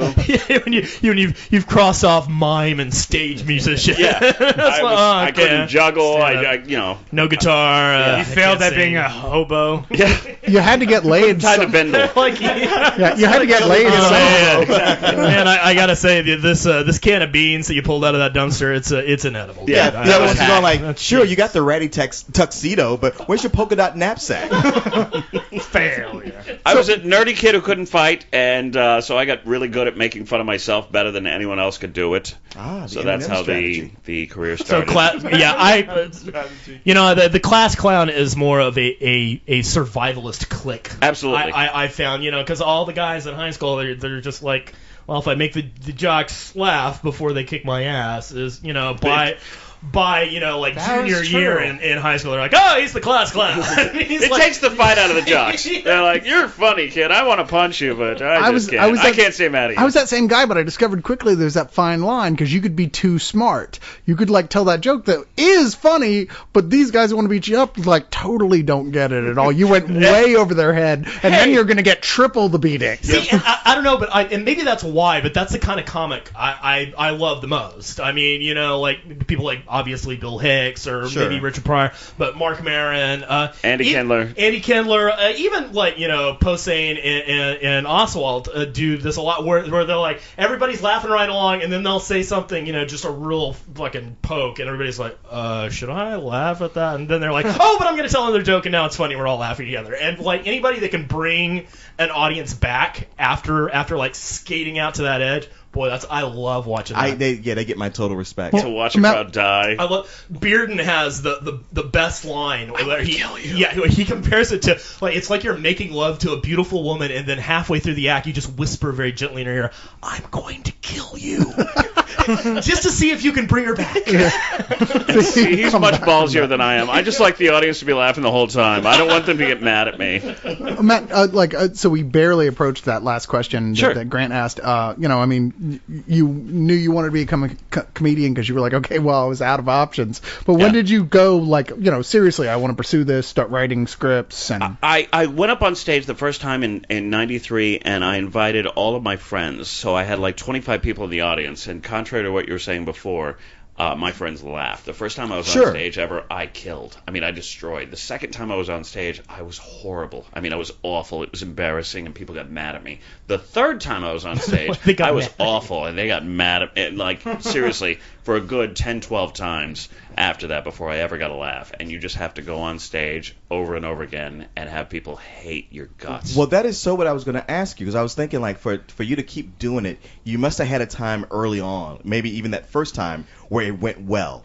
Because that I always think, like, man, if I got up there, because I go watch a lot of stand-up. Sure. I'll go to open mic, and I might see a guy who has great material, and you know, successive open mics. One night, it'll kill. Everybody will laugh. Mhm. It'll be another night where people just keep ordering drinks or talking and just don't pay any attention. And it's like, you know what? There's no real science to this. It's really random. It's based on what crowd you get that night. Absolutely random. That's what I say about it. Like, this would take a very long time, and I don't know if it's like just building up a callous response to that and just like, okay, well, you know, and obviously you're developing your writing skills and figuring out what works, but I mean, I think some of it is just like, yeah, okay, well, you know, they hated me. So Now, when you're on there we go. stage and you're a step ahead of the audience and you're writing on stage and you're riffing and you're doing well and the audience is in your pocket, it is the greatest feeling in the world. There's no drug like that. There's no Yeah. sex like that. There's no feeling like that in the world. Conversely, when Yeah. you've created something that in your head is the most amazing thing ever and you go on stage and you're like, ba-da, ba-da, ba-da, ba-da, ba-da, and you hear cricket. There is no lonelier feeling. So it's the question between, like, you know, basically, you know, having the best heroin high of all times and then, you know, blowing a guy in an alley. Yeah, absolutely. That is exactly what it feels like. Just don't get into my eye, you know. It's funny because a few weeks ago we had our 100th podcast and you guys were talking Congratulations, by the way. Thank you. Oh, thank Thanks. Yeah, and we were talking. There was a question of like your greatest moments, and I know Bo was saying like Mine was when you actually successfully blowing the guy in the alley, and he didn't get it in my eye. That was successful. But yeah, it was you know, you successfully tell that joke that gets the entire room laughing. Oh, yeah. And it is such an empowering high that you feel like you've fully, like, you earn their respect, you have their camaraderie, and it just that love that. Absolutely. It's great. And a lot of guys get into this thinking that you're going to get a lot of pussy. Just women are going to be throwing it at you. And to be honest with you, I've been offered sex exactly one time since I've started doing comedy. I Oh, hear so it's that- like being a bartender. And do you know what I did when that girl offered me sex? I married her. Well done. You're funny. you found a woman who thinks you're funny. Yeah. The only woman in the world. I Yeah, hear and that was it. comedians a lot. I'm a huge fan of Howard Stern show. I got Sure. Satellite Radio, and you have a lot of comedians on there. And from the way they talk, despite having the same kind of rock and roll kind of lifestyle of being on the road and all, it sounds like they don't get offers to get laid a lot. No. And when it does happen, it's like almost the same as lot lizards. It's almost like, well, there's nothing else here, and pussy's pussy, so Yeah. I'm gonna go for it. It is pussy. And then you call your friends. You're Yeah. like, yeah, I got laid. It's like, can you send us I didn't take any pictures, Yeah, but I was gonna say, can you send us a photo? No, not doing that. Sorry. She was 60. I'm not entirely convinced she was always a woman. but she was but- willing to fuck me. Before I know you have another question lined up, but I just had something in relation to that. And this is something I've noticed in years of pursuing comedy in one way or another myself. Certainly not having the balls to do stand up, but one of the hardest things to get over when you're doing a performance of any kind in front of a live crowd is to not laugh yourself when everyone starts laughing your joke, because it's such a high and you're so entertained by the fact they're laughing, and laughing is so infectious. Did you ever have a problem with that yourself? Yeah, and I was taught very early that if you write a joke, make sure you can tell it 500 times 5 years from now in Arizona. Right. It better not be specific to the location, the time, or whatever. Just enjoy that joke. And I wrote jokes that made me laugh. That's what I was taught to do. And so to answer your question, yes, I do laugh at my jokes on stage. And it's a bad habit, but I write things that make me giggle. And But I find that I think sometimes some there's people- comedians yeah. who There are guys that they can get make away a with joke it. and Yeah. they laugh. No, with that's it, true. There and are people I who can't can. help laughing. In part because they're laughing. Oswald and Bamford, who are two of my favorite Oh, they comedians, totally do do. it all the time. Yeah. Yeah. Although Right. they have that affected But you laugh. can't That- do it with every joke you do. I often wonder, is it a fake laugh? Is it just that, like, if they laugh, it makes you want to laugh too? Like because they had to have told it so many times. Like, how could it still be funny to them? Well, if no one's laughing and you're the only guy laughing, that's the most horrific thing ever. True. To watch a comic on I stage completely who's laughing agree. at his jokes and no one else is laughing, that's never going to be funny. Well, I mean, like, everybody, stand-up comedy seems to be one of those things that a lot of people look at and think is easy. Like, I could probably get up there and do that. I've been to open mics where a drunk guy got up and said, like, yeah, I came here to wow you guys with my comedy kung fu. All right, good night. And Yeah. he just walked off the stage. Like, he realized he had nothing beyond that. That's funny. If this first All I thing got. bombs, Well, you always think of the Patton Oswalt bit, to go back to him again. Sorry, we're big Patton fans. I'm a huge fan. Even though he said he wouldn't be on our podcast. Did he really Did he say that? Well, he just said he couldn't when he was here in town. Oh well, Oh, that's the same not, as that's most. not. I Same won't thing. do it. Fuck, I That's know. like I I'm know. busy. Yeah, fuck that guy. I'm no it's Patton good. Oswalt. I will sit in this chair. Well, he's talking about in his first, I think his first album, Feeling Hey, you're a better Little than Patton. Patton. He Yeah. talks about the whole, Care Bears like going to there. see a guy at improv. He's like, man, I killed an improv, and this guy go up, was on heroin at the time, and he's slayed. And he's like, man, I don't know if I'm coming or going. Dr. He'd Pepper, yeah, He'd that's- nod out in the middle of a joke, and come back. Well, that is one thing that I've always admired about Austin is, unlike a lot of places around. Well, and I don't know if this is the case anymore, but you know, in the 80s there were a lot of open mics, and that's not so much the case anymore. Oh my but God. definitely in Austin, there have always been really great open mics. Absolutely. And you get. Like if you go there, like you can track people. Like you can go there one night and then come back a couple of years later and maybe see somebody that you saw, and now they're killing. Yeah, they've You know, gotten better. because they've been seasoned. But people move here from all over the yeah. country, and Jeremy Neal, comic, has coined the phrase comedy layover. People move here, and then they get seen by industry in the contest or whatever else, and then they go to L.A. Right. Okay. Well, it's the same with music here. This is the farm team. Yeah. Well, So- where would you rather get your chops? So, like, well- you know, living in the Mission District, Well, or coming, you Yeah. know, coming here and living in Austin? What's better, L.A. or New York? Depends on what you want to do. Because I know like most comics who are great at stand-up and they go on the road a lot, their dream is to get a sitcom. Uh-huh. And Stand-up is a stepping stone. right. Because Well- a sitcom is easy money. Easy money. But I think that's a time sensitive thing. Like sometimes, like in the late Sure. 80s and early 90s, Boston, Catch a Rising Star, that was the place you True. went. If That's where you wanted- launched. If you wanted to launch. And then like about 4 years after that, it moved Chicago. to like the Comedy Cellar in New York.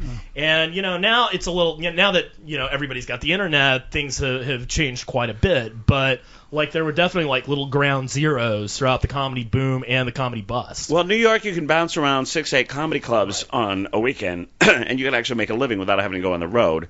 Whereas Chicago, if you're an improver, you can do that for a living. L.A., you can do both, but it tends to be populated with a lot of people who want a sitcom. I think that's it for a lot of people. It's like they go, you know what, I could do this just for a living, but I don't want to do it It's just a for lot a of work. living. I Yeah. want to, it's a lot of I'd work. rather have a script that somebody else wrote. I'd rather find a gig that I could sit comfortably with. so I just recently saw Conan when he was doing his traveling show before he goes to TBS, and I noticed that he'd do it. I mean, I guess this guy's a master because he's been doing this like day after day on his show. But he had a routine specified to the region he was at. Like when he was in Austin, he made a bunch of Austin themed jokes.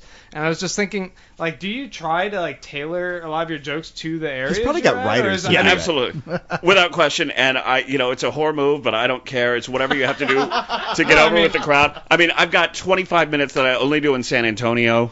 About the Riverwalk when I'm playing downtown. Is it about Mexicans and heavy metal? No, oddly enough. It's like, when you're stealing a stereo from a car? Yeah. No, I don't do those. Do you know how much the Riverwalk stinks? I'm just, sorry. I've got Little Rock jokes. I've got Wichita, Kansas joke. It's something my you only develop joke over. about Little Rock is there's very play... Little Rock is the most aptly named place on the face of the planet because there is very little rock. Do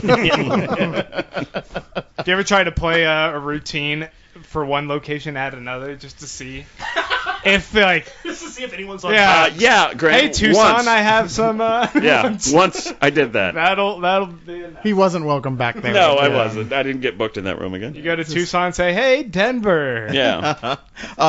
Okay, Matt, Miniman asked something that I'm curious about. What happens to you, or what do you go through, when your jokes end up falling flat? Like, what do you do then?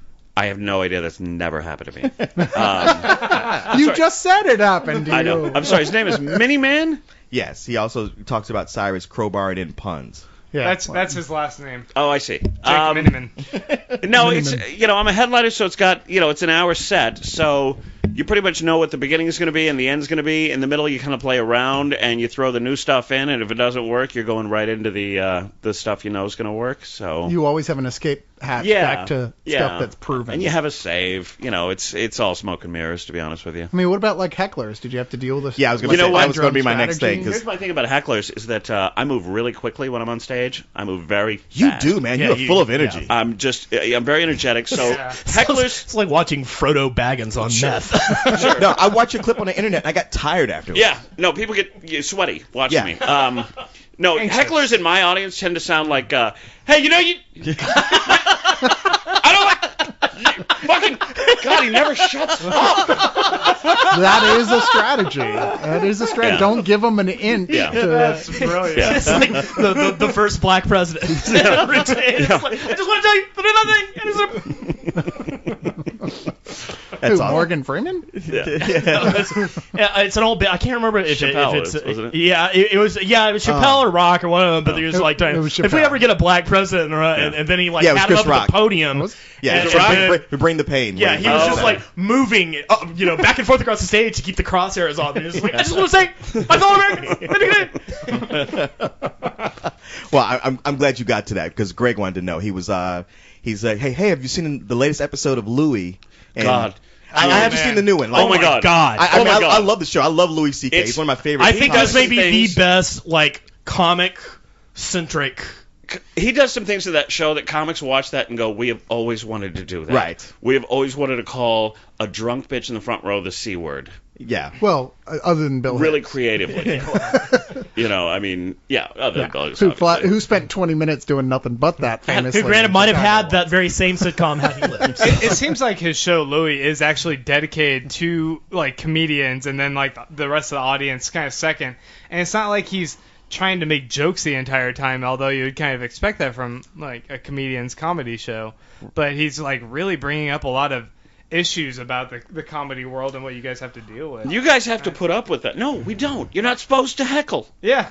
That's not part of the show. Leon. You are a horrible human being. Hey, man, I have apologized over and over. Who did you heckle? You didn't hear this story? Has it been on the broadcast before? Because I don't want to rehash. It has. Been a while. It's rather famous. A large. I don't want to say the name of who it was that I heckled. Please. The great. You want me to tell the story so you can tear me apart? Yes. All right. How appropriate. So, I was hanging out with Corey, and we had come from a wedding, and we were going to go downtown. He's like, hey, I went to Defensive Drive, and I got free tickets to the Velveeta Room to go see some comics. And I'm like, sure, I love stand-up comedy. And we saw, in my opinion, just one terrible comic Was after it me? the next. No, it wasn't. It wasn't you. And it was just, to me, it was depressing because I love comedy so much. Sure. And it was like being drubbed over. And I was with two of my friends, Corey being one of them. I'm like, guys, can we go? And they said, no, I want to stick around a little longer. And I'm like, I just want to get out of here. So by the time the headliner came up, I was just like done, just ready to get out of there. And he started out really weak. And I was just like, this is so dismal. Now, you have to understand that at this time, I really did not, and it's going to amaze you when I say this, but I did not know the degree to which you comics felt about hecklers. Uh-huh. So I wasn't looking to like take over the show. I just thought, you know what? I'm going to throw out a really lame heckle. This guy's going to tear me apart. It's going to bring a lot of energy to the room. And you'll get to leave. Yeah, well, I'll get to leave. I just thought, you know what? I've watched this happen. Like comics who are good, like your Doug Stanhopes, who can just tear a guy and it just like makes everybody crack up. So he's up there, and I said, "Tell some jokes."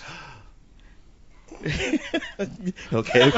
Wow. We see Matt's fist come Wow, inches from Leon's face and then retract. His pupils just became swastika shaped. Oxygen went out of my lungs. Right. And I'm thinking, man, he'll rip into me, and then the show get energy and just keep moving on.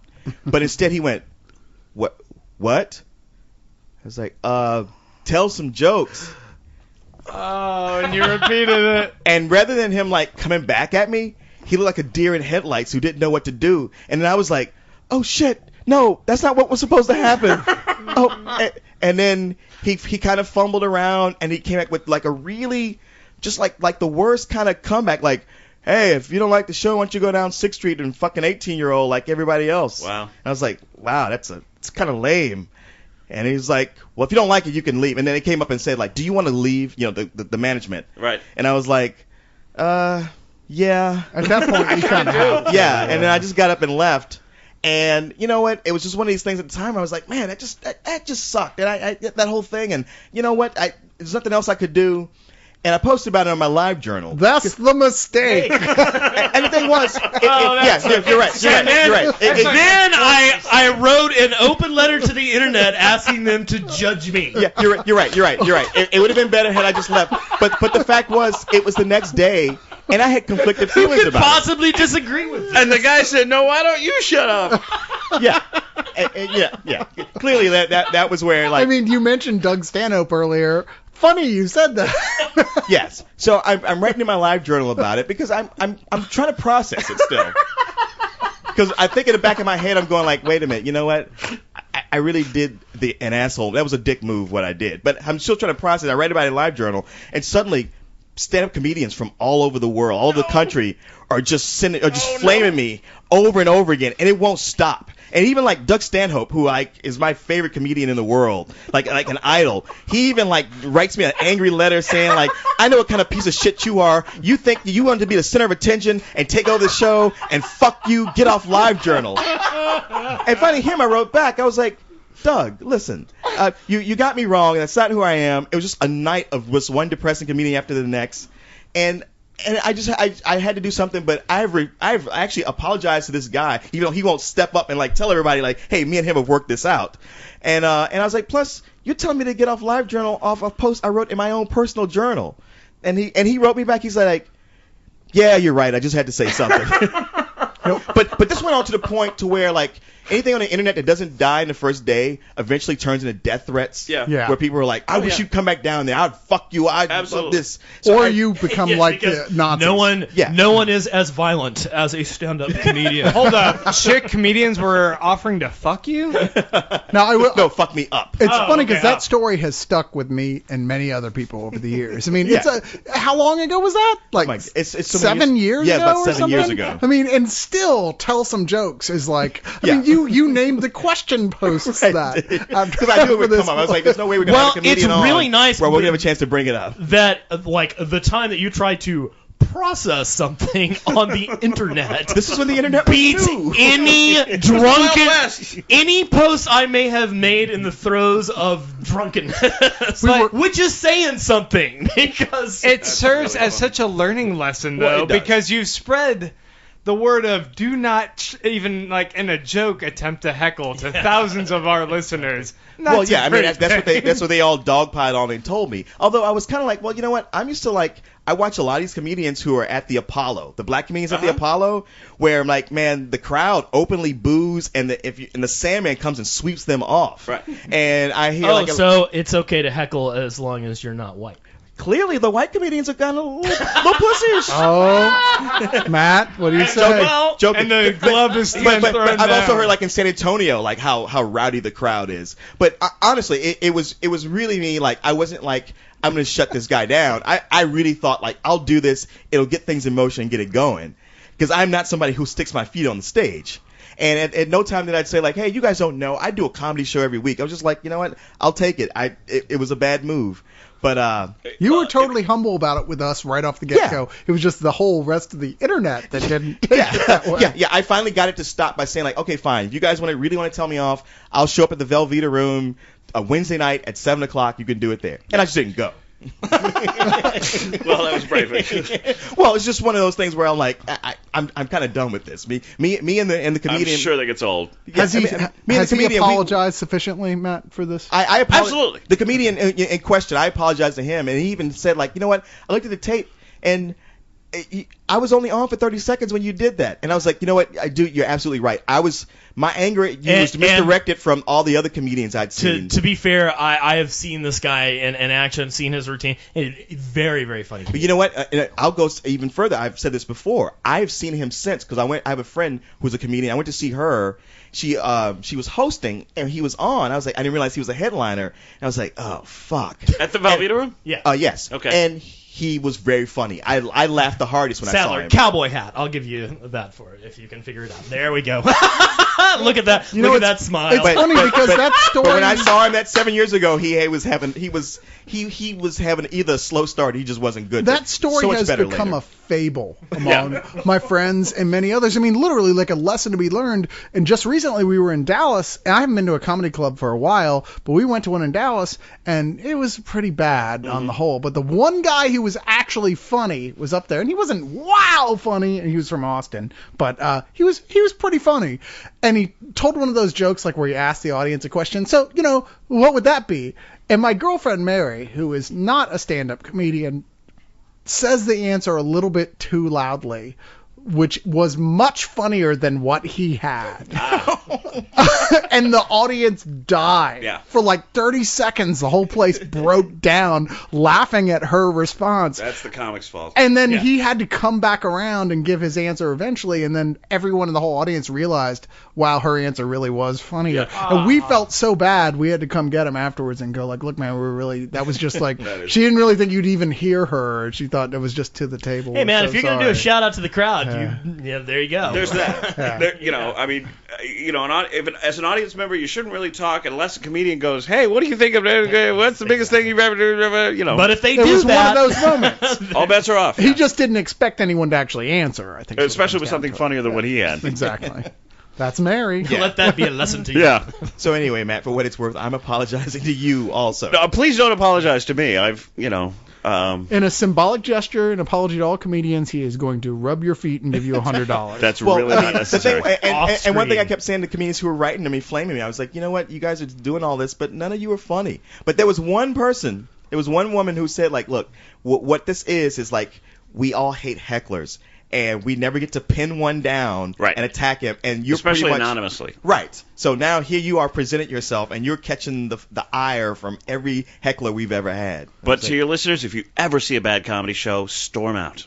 Just walk out. Right. There's Yeah. nothing wrong Don't with that. yell anything, just leave. Just pay your tab, get the hell out, and never see that comedian again. Have you had to deal with a lot of hecklers? Well, you just said, like, Yeah, you like too quickly. I move pretty quickly. Oh, I've yeah. had hecklers. I've played some pretty rough places like Shreveport, Louisiana. Where they throw shrimp at you. Yeah, yeah. They will come up on stage and go, "How long are you going to be up here?" Oh, I've had that happen where a guy walked on stage and was like, "Are you going to be done soon?" And I was like, "Yeah, I am." Yes. Yeah. Now? Pretty much the- walking through right The now. only answer to that question.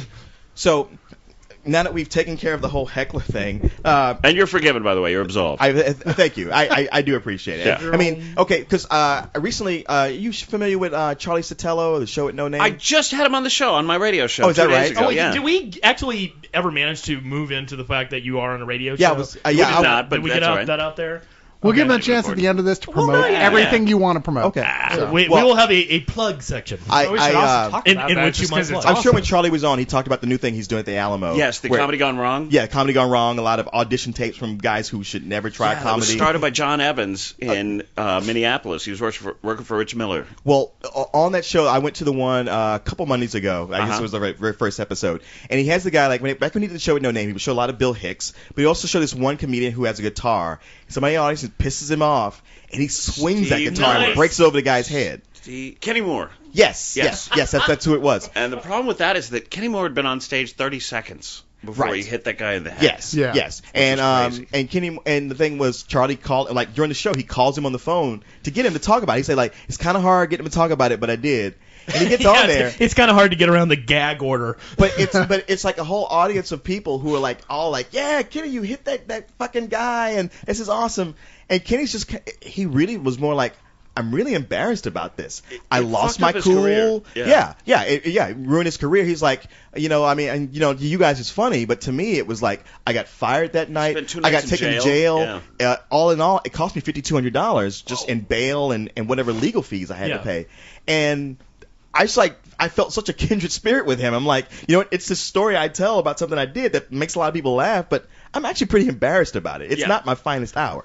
Well, what the rule is usually, if ever it's going to escalate to the comedian and the audience member are going to get in a fight, the comedian will always lose the fight. Really? The comedian will always get his ass kicked, except for Kenny Moore, which is why he's such a hero to a lot of people who've wanted to take a mic stand or a guitar and just bash somebody in the No, head. Rogan looks like he can take care of himself. Rogan could take care of it. He He's could like a get you to sleep. kickboxer or something. Well, right? he's intimidating. Yeah. Right off the bat. Nobody wants to yell shit at him because Well, they're yes. afraid that he is going to jump off the stage and This- put them in the hospital. This is the secret to my success. Yeah. So I'm no stranger to that. But most of us got in comedy because we can't Yeah, kick your exactly. ass. It's just like, Yeah. if Patton Oswalt got up in your face, he wouldn't even be in your face. He'd be in your chest. So Even it's Posehn, like, who's yeah. not a small guy, is going to lose a fight. Yeah. Yeah. He's going to lose. Because he's Yeah, got those little he's like T-Rex 7 feet arms. tall. They can't do I mean, that. Exactly. if you want No. to take him out in Star Wars trivia, you'll lose. No, he's a troll, sure. Yeah. He's just the runt troll. Well, it is one of these things where, like, when I was at Comic Con about 3 years ago, and I saw him from across the way, and it was longer than that. It was like 6 years ago. But I had a buddy with me, and I was like, yeah, Brian Posehn's there, and he's like, oh yeah. I was like, you know what? He's not as big as he looks on TV. But then once we walked right next to him Yeah. and had to look up in the clouds to see the top Yeah. of his beard, I was He's a like, tall oh dude. shit, yeah, he is. Let's get away. Now, 6'6", the height of the beast. yes. Nice. Oh, Actually, That's his own bit. I'm it's completely stealing that. 6'13" now. So Okay, now that we covered hecklers, and we're moving that from the equation, Yeah. Nabob asked for the league and mostly for you, do you have pet peeves in comedy routines? He's like, and he says, I personally hate catchphrases such as "Super Finger" by Dane Cook and "Get Her Done" shtick. I don't necessarily hold Could you possibly alienate the other people that you occasionally work with? right. I don't necessarily hate a catchphrase because I mean there are comedians that are playing stadiums and I think that's just good for comedy. Whether it's a Foxworthy, I mean even if a comedian doesn't appeal to me, I just hate it when it's an up and coming comedian who makes the mistake of doing a very generic rejoinder, I guess, like a You don't mean like conjunction where they go, sucky-ducky, do you? so what else is going on? I hear that, I hear, so I'm thinking, oh yeah, conjunctions. if I hear either of those things, I'm just like, I- you were just so unimaginative. Here- Yeah, I gotta here's say, I the do deal. not like the "so what else is going on," or something I really hate is the guys who get up there and say, "Give a hand for the bartender, give a hand for this guy here, hey, let's give this guy a hand." It's like, do you have material or Why not? are you filling time? Yeah, Yeah. It's always fine to like give a hand for a couple people, but Well, when you you, know, can if like run your entire routine out giving hands for If people, and it's- you're like, all right, I'm done. If it's a headliner doing that, great. That's very classy. But if you're going up for an open mic, it's just like, shut the fuck up and do your stuff. Well, Yeah, in what's comedy, up with that? in comedy, there's something called an applause break where people laugh so hard that they clap. But a big cheat that I see a lot of comics do is, let's hear it for the troops. Oh, That doesn't my count God. as an applause break. That's not a joke. That gets. Yeah. No, they were clapping. No, you told them to clap for the troops. They're Right, gonna clap right, for the troops. right. Giving honor to God, and I support the troops. Who likes Jesus? Huh? Am I right? No, that's why I love Doug Stanhope. He's like, yeah, well, it's here for the troops. Well, no, I don't support the troops. Yeah. I mean, I support certain troops, but I've met a lot of troops that were assholes. And I don't support those guys at all. Who hates the Jews? Yeah. Come on, who's with me? That's Who a thinks play. grandkids are cute? Kittens. Yeah. I don't want to stomp on them. Who's with me? That's a play I see in American Idol occasionally. Here's a basket And of it's puppies. so genius. Those people always like it's their last hope, and they'll sing a song about God or the troops, and they'll make it onto that No, next round. it's like getting an email. It's so despicable. It's the equivalent of getting an email with I don't like watch one of that those show. like waving American flag GIFs where you're just like, you know what, fuck you. Yeah. Well, it's an open. jingoism. Just go get fucked. It's an acknowledgement that your audience is largely sheep, Yeah. Yes. and Who will nobody clap. wants to see that from the outside. You watch it happening. It's embarrassing to be there. It's Yeah. embarrassing to be and I wanna- surrounded by it. Before anybody gets, off on one thing, I want to address something. I mean, obviously, if you listen to me on this show a lot, you know that I like alternative comedy a lot. But I have a very, very broad taste in comedy. I mean, I like Ron White. I really like Jeff Foxworthy and Bill Engvall. I think they're very talented stand-ups. I've got no problem with that at all. It's just when you're going for just that cheap, like, hey, it's all about God and the troops, and I'll be glad to stand up next to you. Dude, fuck you, man. Yeah, fuck you, Bob Hope. Make me laugh, bitch. I don't wasn't that need you Jeff to be. Foxworthy's yeah. whole routine right there? No, not at all. I had a bunch of Jeff Foxworthy books mean, when I was a kid. fi- You might now- be a redneck books I'd collect. If you want to accuse Foxworthy of hackery, okay, fine. I didn't say that, I got no. no problem with that. But I think that he has chops. There's no way you can take that. That's true. That's true. He does. Yeah. He does have timing. He is smarter than a fifth grader, too. Matt, I know we're running out of time, but that you're going to turn into a pumpkin good, soon. I'm good. So I'm going to fire some questions at you. Okay. From Chamuko Lightning 36. round. It says, Chamuko, could be a male or female, wants to know, can someone learn to be funny, or is a person born funny? Absolutely not. It's like trying to teach somebody to be tall. Okay. You actually, and the only way to learn is to go on stage. People can give you pointers Right. and try to make it easier for you, but you have to come up with your own shit, and you have to go on stage, and you have to learn what's funny and learn what your voice is and everything else. Go. Here's something well, we were talking about this outside a little earlier Yeah. about Maria Bamford and Mark Maron, who are two of my favorite comics, Mine but too. are obviously big dishes of psychosis.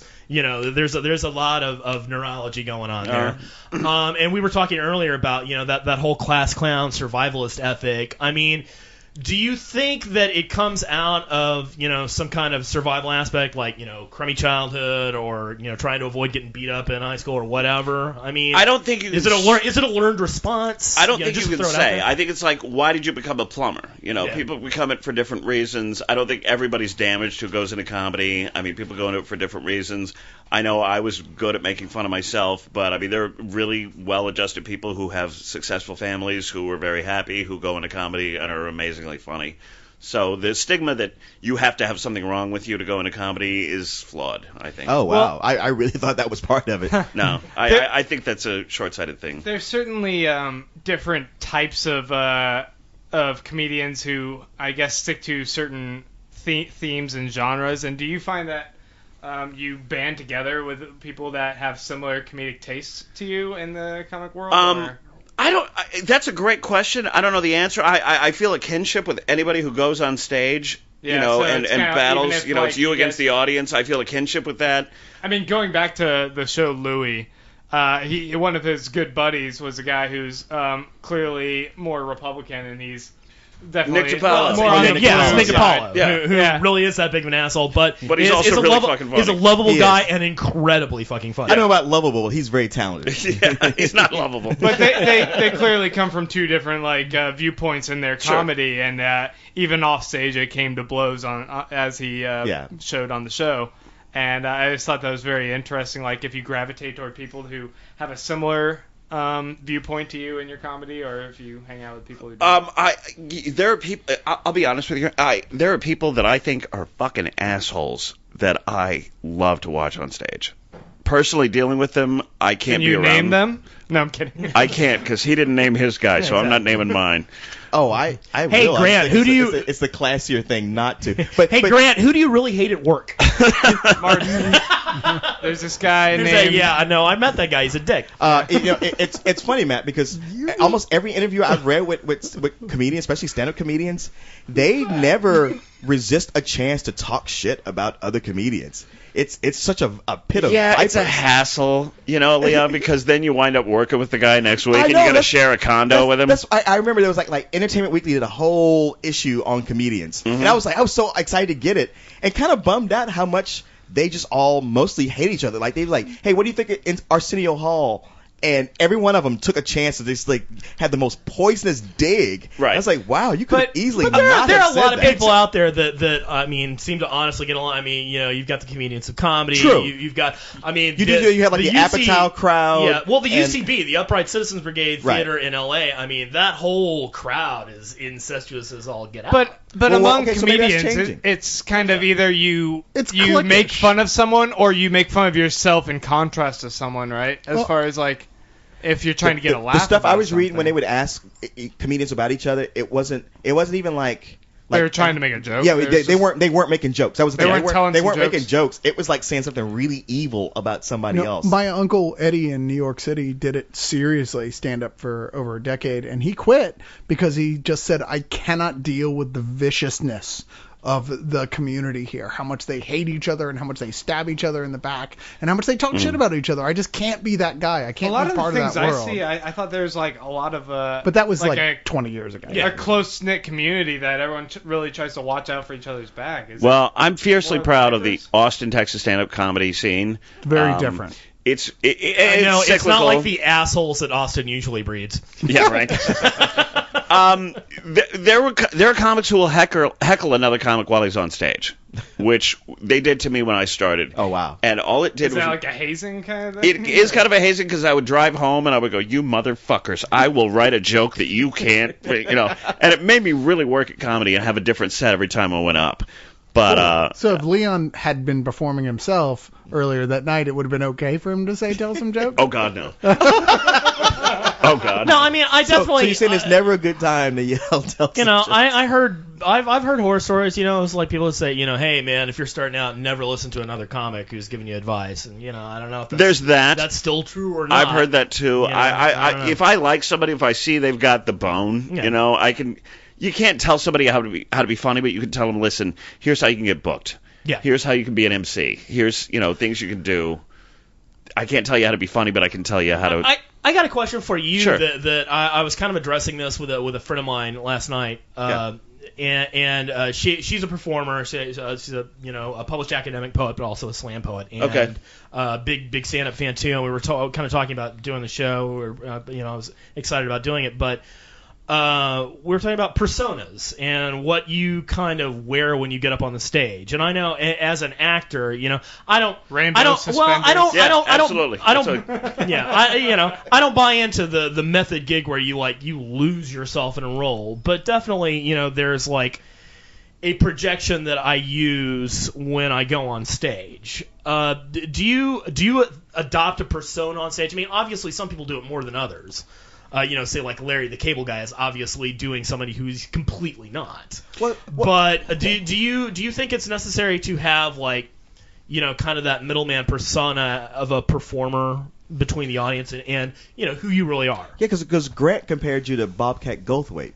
Well, watching your. Well, I mean, you I've heard that did have before, like yeah. a lot of a serious nervous energy about you on stage, which I found like it was hilarious, but it was also like I was like, man, I'm really anxious listening to him, and it's similar to. It listening to made me Bobcat. want to see him in a Police Academy film. True. And obviously, you're not Or director Robin Williams. throwing it out at 50 miles a second at this while we're interviewing you here. It's a great question. I think all comedy, in order for it to be good, it has to be honest, and it has to come from a place of honesty. And I think the same thing for acting. Sure. I absolutely believe that. To be perfectly honest, and I don't like admitting this, but before I go on stage, I am terrified. I pace. I have chronic stage fright, and other comedians cannot be around me because I make them nervous. I'm terrified until somebody says my name and I take the microphone in my hand. Then I'm okay. But I channel the nervous energy into the material that I'm presenting. So what you see on stage is a very honest thing. It's very energetic because I'm so terrified before I go on stage. My heart's pounding, and then I just kind of explode. You build it all up and just let it all out. I'm not proud of that. I'm not, I used to have that problem with Leogs. Hey man, I know. I'd puke in the front yard. I have that problem with sex. One of the better actors in town. I mean, a guy who works with Hyde Park Theater, does production after production there. It's not Ken. It's not the person who runs the place, but great actor. I've worked with him since like the early '90s. Wonderful guy, but he's still like before every performance goes in, throws it up, and then comes in and does a wonderful performance. And he's like so well established. It's like obviously you're talented, you know what you're doing, but it's still there. Some people I don't will throw always up, have but I'm inconsolable. I heard that Don Henley did the same thing. When Don Henley and well, he's a Glenn hippie, Fry. so There's a lot of actors who are famous for that, saying I puke before every single performance and have for 30 years. Baseball players even do this kind of thing. They have their weird things that they really have to go, their emotions they have to go through. Like watch some baseball players go up to the plate and they'll just really go through weird routines before they're ready to bat. Even I mean, literally some people just need certain things. I have to sacrifice a chicken to the voodoo gods before I come on easily. Come on, dude. I don't know about all that, but when I found out that Leon didn't like Inception as much as I did, I had to go punch a fucking bag and puke for a while before we gave the review. I set a hobo on fire when I heard that. It was horrible. Matt, who are some of your favorite comedians now? My favorite people working right now, one of the guys that I grew up loving as a teenager was Jake Johansson. Oh yeah, really, dude. yeah. Love Jake Johansson, and I got to work with him, and it was like a dream of mine.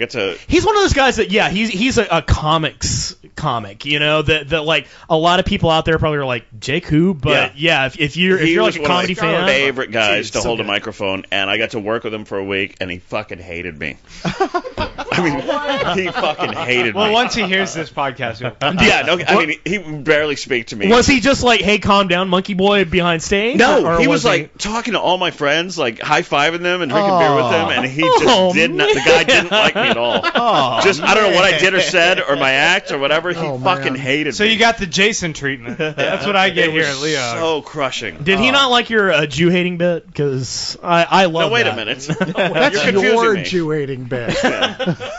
No, You're always projecting, Bo. Yeah, that was part of the Mel Gibson set. Is there anyone else? Well, you know what? I mean, sorry. I'm sorry. Go ahead. Yeah. No, quite all right. Louis C.K. obviously. I mean, guys that I've Greg Giraldo. I think.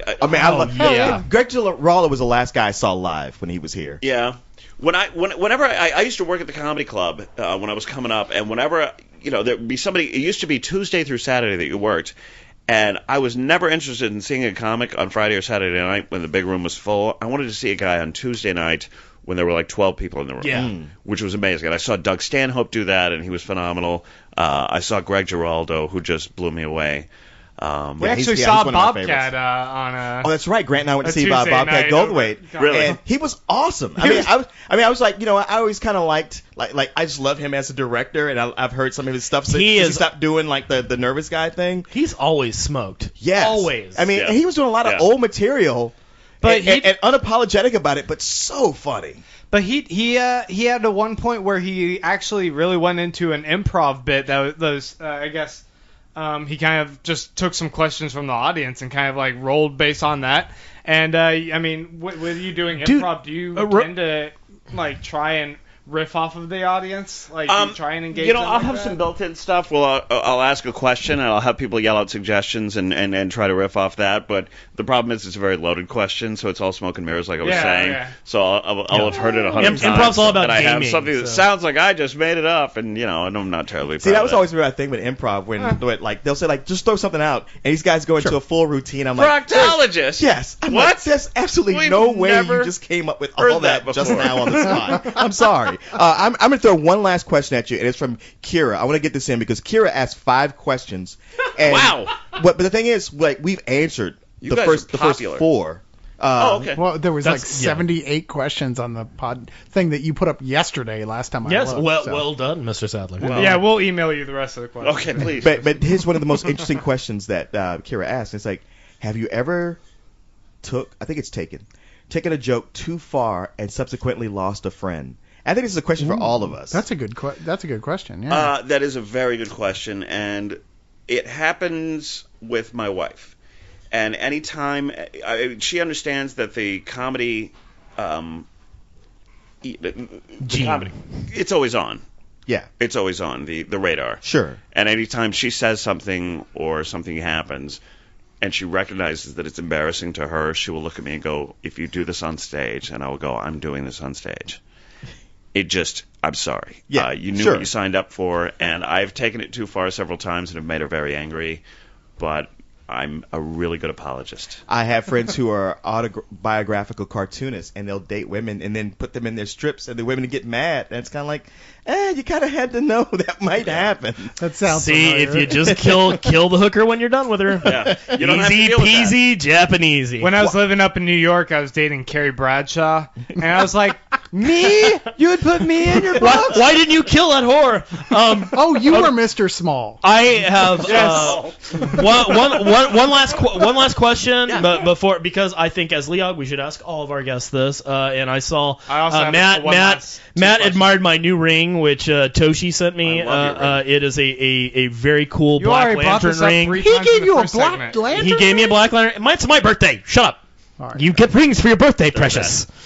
Matt, you seem to have recognized this. Are you a comic book fan or a comic book geek at all? You know what? I felt like I was until I walked into the kitchen, and I was like, I'm clearly outclassed. I mean, I hang out with people that call me nerd and geek and everything else, and I'm like, yeah, that's right. I was a dungeon master. I'm in. And then I walked in, and I was like, you guys, wow.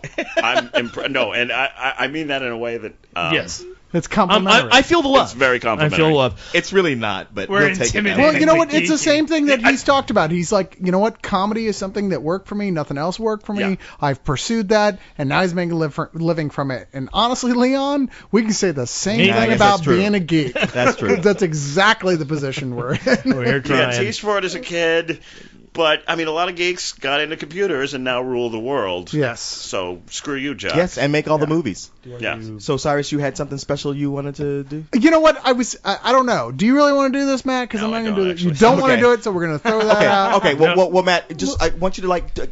I find Plug that away. I What do find you that got? juggling doesn't work on a podcast anyway.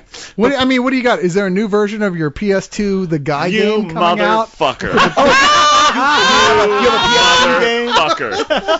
Oh, that will be posted. Oh up my with god, the and the geeks are podcast. gonna slaughter me for this. Oh, you look kind of like Robbie Williams there. That's Well, that's thank cool. you. I look like a really fat Robin Matt, Williams. you are looking the wrong direction, buddy. Yeah. Yeah, Well, dude, the camera was hot chicks over are all there. behind you. Yeah. You were just photoshopped into that picture, weren't you? No, I was. Well, they Were you were actually photoshopped standing in in front actually. of them? No, Okay. the girls were photoshopped in. Yeah, That's- 'cause- they actually flew him down to. You a desert actually have a island. white glow behind your Because hair. That's, when they asked the me. photographer, would you rather go with the girls or would you rather go with the little guy we're getting for? The guy. Bring him You know down. what's odd though is like because you told me I had never played Cyrus. it. And Cyrus. you told me it's crap. Don't play it. I did, and I then, meant it. and then I'm looking online for this But picture bring it of up the during guy the game, podcast. this game for PS2, this trivia And and Xbox. boobs game, Don't forget. and Xbox, and yeah, you're proud of it, aren't you? I'm No, not. And it's actually pretty good reviews across the board. I'm like, look at No, all it these didn't. sites, You got and they slaughtered. were like going like 7.5, What? 8.2, You and know what, stuff Matt? on I can put a positive spin on this. When I look at the cover of this game, You it reminds son of a me. bitch. It reminds me of that very first movie that Adam Sandler did, something Overboard, where he was just some goofy kid. Oh. And look what Adam Sandler turned into. Every time somebody throws this fucking thing at me, man. Believe me, you'll be respected for it on this. No, I'm not. You'll get more on this site on Spill. They'll go like, "Hey man." So, dude, plug something you're proud of Yeah, quickly. plug the stuff you're proud of. But like our audiences listen to you, they love you. Where can they go find you? And you're on a video game, and they'll love I that was on a shit. video game that came out like 4 years ago. yeah, That was but we're horrible. a geek site. People, we just had They an will episode love that where shit. we That's were. No, badass. I got slaughtered by the gamers. We just had an episode where we spent an hour talking about GoldenEye on Nintendo 64, for God's sakes. You know, I mean, And that game was horrible. That didn't go anywhere. Oh, shush. Now I'm hearing you have a radio gig. Is that? Yes, I'm on KLBJFM.com. Okay. The Charlie Hodge Rock and Roll halftime show. I'm the co-host. He and I are on every day, Monday through Friday from 10 to 2, which you can listen to online. It is surreal comedic genius. Okay. let's not throw that around. Every time I I know listen that to it, Grant I'm just is, like, is a huge fan. Like Yeah. whenever I ride his car, he's got He's it on. a big fan. my brain melts when I listen to it. I'm like, what are you guys talking about? It's so insane, but it's hilarious. Yeah, all my friends and I listen to it. It's genius. It's a You guys can listen to it online, I think. Yeah, you can. CableJFM.com. I'm also doing a podcast with a couple other friends on another thing. All right, well, come on. It comes out on Saturdays. Yes, it does. At which, so you can listen to Leog, and then you can listen to your Saturday Hangover. Is it Correct. It's Hungover with Hungover, Maddie and the right. Fatties.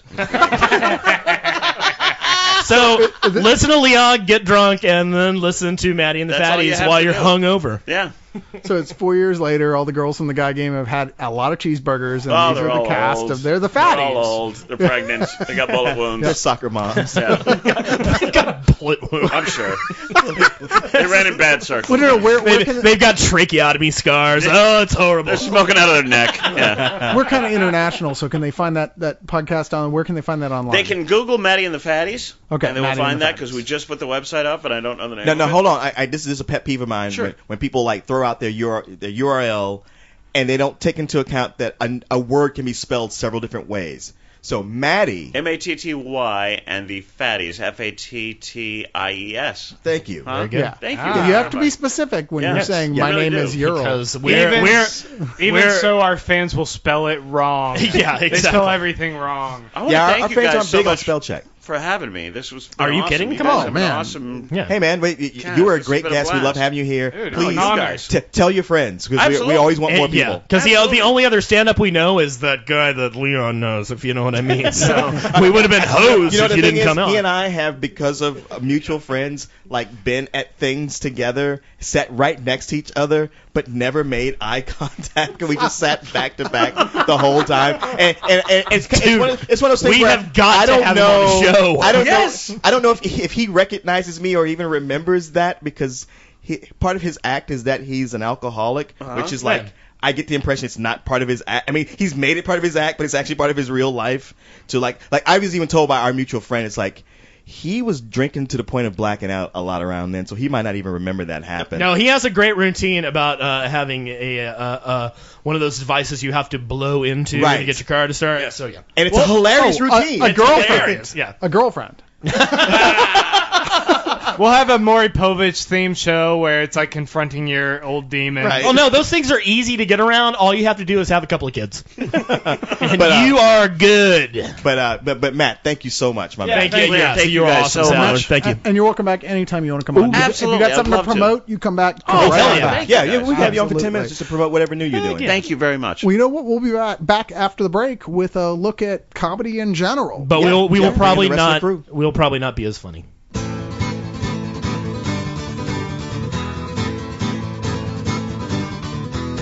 The elusive butterfly has just tiptoed past my door. My buddy likes the Yankees. She says, "Hey T-Bone, what's the score?" And I say, "Well, Reggie got 1-1-3, and 25 is 6-2-4. Is the left wing really pinko, Colonel Sanders? What a bore. You ask so many questions. What answer should I choose? Is it schizoid paranoia or just existential blues? The amenities of life have been chasing my soul, and my mind is transcendental, and I'm losing all control, and I'm sinking in the quagmire of illusions and Thoreau. I cry out, "My name is T-Bone," as a hound dog digs a hole. You ask so many questions, what answer should I choose? Is this Plato's heebie-jeebies or just existential blues? All right, welcome back to the third leg of the League of Extremely Ordinary Gentlemen tonight. Man, that Matt Sadler, huh? He's Pretty good. Pretty funny guy, Yeah. pretty nice guy. I feel like he was a little intimidated by us. I know though. it's weird to have a guest who was intimidated by us. Like he was like gearing up to try to do the best show he could. I'm like trying to tell him, like, dude, we're nobody. I've It's seen cool. him do stand up and he's hysterical. And like he said himself, he's like that whole wham, wham, wham, just constantly never stopping when he's doing stand up. And then here it was like, well, I'm not that guy. I was like, no, go ahead, be that guy. It's all right. You can be, it's all right. But then we had Bo on mic, so what are you going to do? Yes. yeah. How you gonna compete with that? There's no competing with Bo. No. Yeah. You would know better than anybody. Yeah. But you know, comedy has Can't like a talk lot of different sometimes. forms. I True. mean, not just stand up, and this is the comedy episode because we will, of course, being Leog, cover exhaustively in the 2.5 hours or so. Every single possible way you could discuss comedy. And then we still won't get to all of it. But I always like in the third leg of the show where it's all for the fans. This is where we get to your questions. Yeah, and we have a totally different lineup for this third leg. That's right. We brought in the ladies of the league for this one. Yes, we did. The lovely ladies. Oh, to my left, there's Kayla. Hello. Next to her is Kristen back again. Hello. And the lovely Kat. Hello. And lurking somewhere in the vicinity is Harris. Oh, sorry. Oh, no, you. Hi. I was going to try and pretend I was a girl. Hi, I'm Cyrette. Don't even. Can we just call you Cindy Lou Who? That would be better. I'm going to jump in real quick with just looking at a question from Andrus, who's been a fan of the site for a long time. And let's see, what's this question? It said, Dear Leon specifically, all right, does it bother you knowing that you're in the 1% of the population that doesn't like forgetting Sarah Marshall or get him to the Greek? Really, 1%? 1%? Why did you pick that question out? Because he addressed me personally. You're a brave man. That fact, everyone, critic and viewer alike, consider them comedies of the year. Dude. Wait, what? I don't know if I'd go that far. First off, dude, when you make a supposition, you really need to check your facts first. Yeah, it's of course because he's just going to me because it's like I would get him to the Greek. I bought string cheese after seeing that movie. I gotta be completely honest. I don't understand the popularity or the sex appeal of Russell Brand. What the fuck? Where does my that come goodness. from? Why is he famous? Okay, so you agree with me? He's an obnoxious fuck. Okay. I find him a little dreamy.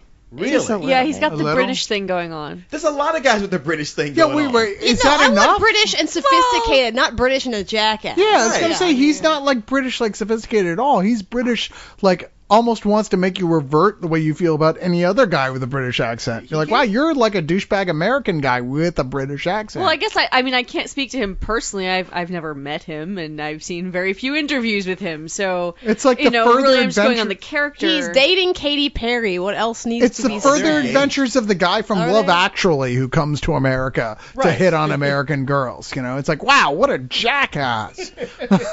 Well, paradoxically speaking, though, the British guys who came to visit us at SpillCon said their British accents got them nowhere in Austin. That's because they kept going to bars where nobody could hear them. I will say that And they really Nick they Hodges deserve got some lots of conversation. places with his this time. When he came the year before, Yeah, from not so other much. Spill fans. Well, hey, he worked it. Whatever he did, I think he and Corey have some sort of deal going on. probably a bet. It's like, you can stay in London anytime you want with me and my family, but you have to talk about me on the site almost constantly. Maybe so. All No, right. I want to ask Kayla real quick, though, because she specifically seemed like she was like, I like Get 'em to the Greek. I haven't seen Get 'em to the Greek. I love Forgetting Sarah Marshall. I don't think it was a comedy of the year, but I didn't see Get 'em to the Greek. Was it? What did you think about that? Was that? It's not the comedy of the year, but I laughed throughout the whole movie. I thought it was really fun. Okay. It was enjoyable. I agree. Yeah. You know, yeah, not a comedy of the year kind of like classic for the ages sort of thing, but a fun way to spend a couple hours, get some laughs, you know. So what was the comedy Hitting of the the year fuzzy wall. so far? Good Standing question. ovation. That was a comedy? Yes. And you don't mean comedy to laugh musical. at it. Okay, all right. Comedy musical. Gosh, probably the movie I've laughed at the most this year so far. I suppose it's still Hot Tub Time Machine. You know, Yeah. I was That almost was not a going to good say one. it because I thought, no, nobody else is going to think that. But when I think back on the funny movies that I've seen this year, that one, like, Yeah. It's this I year's The loved Hangover. it, and that's my my big disappointment because I'm like Pink and Cusack together. You didn't I like it? love, you know, I was hoping for like Grosse Point Blank too. No, and it's it not. did not No. do that. It's a totally different type of film. It was such a to be great fair. throwback to the 80s comedies. I mean, it reminded me of like Yeah. Ski School. Well, I mean, the high point of that film to me is when I forget, Craig Robinson. Craig Robinson, yeah. Turns to the camera with the whole like it's like some sort of hot tub time machine. And that's the kind of When joke that Yeah. normally you go like, oh, brother. But he sold it. But yeah, he totally sold it, and in this film, it required breaking of the fourth wall Yes, it did. to make the film It's work. like, let there be no mistake that we realize how ridiculous this premise is, and we're going with it anyway. And it's one of the Come only along films with it. ever where somebody's as big a dick as Rob Corddry is in this film, and yet he's the guy who comes out of that film as the star. You're like, Yeah. damn, dude. When he's constantly freaking out about Crispin Glover's I love arm Crispin coming Glover. off, that's so awesome. Every time he's like, oh, what the fuck, dude? It's kind of funny because I was watching that movie and I'm thinking, oh God, he reminds me of somebody I know, but that somebody isn't a dick, but like just his demeanor and just the way he carried himself, I was like, oh God, he reminds me of my friend. See, Harris, she doesn't think you're a dick at all. Oh, you got more questions Oh, for I us, got Leon? tons of questions. Keep Yeah, let's coming. go. Here's a good question, and it's from our good friend Christian Alvarez, and he says, "Dear Leog, what are some good comedy comic books that you would all recommend other than the greatness of Dead Squirrel Girl?" Ooh, a little plug and everything. Thanks for the plug. Wow. And in parentheses says, "Keep up the good work, Kristen."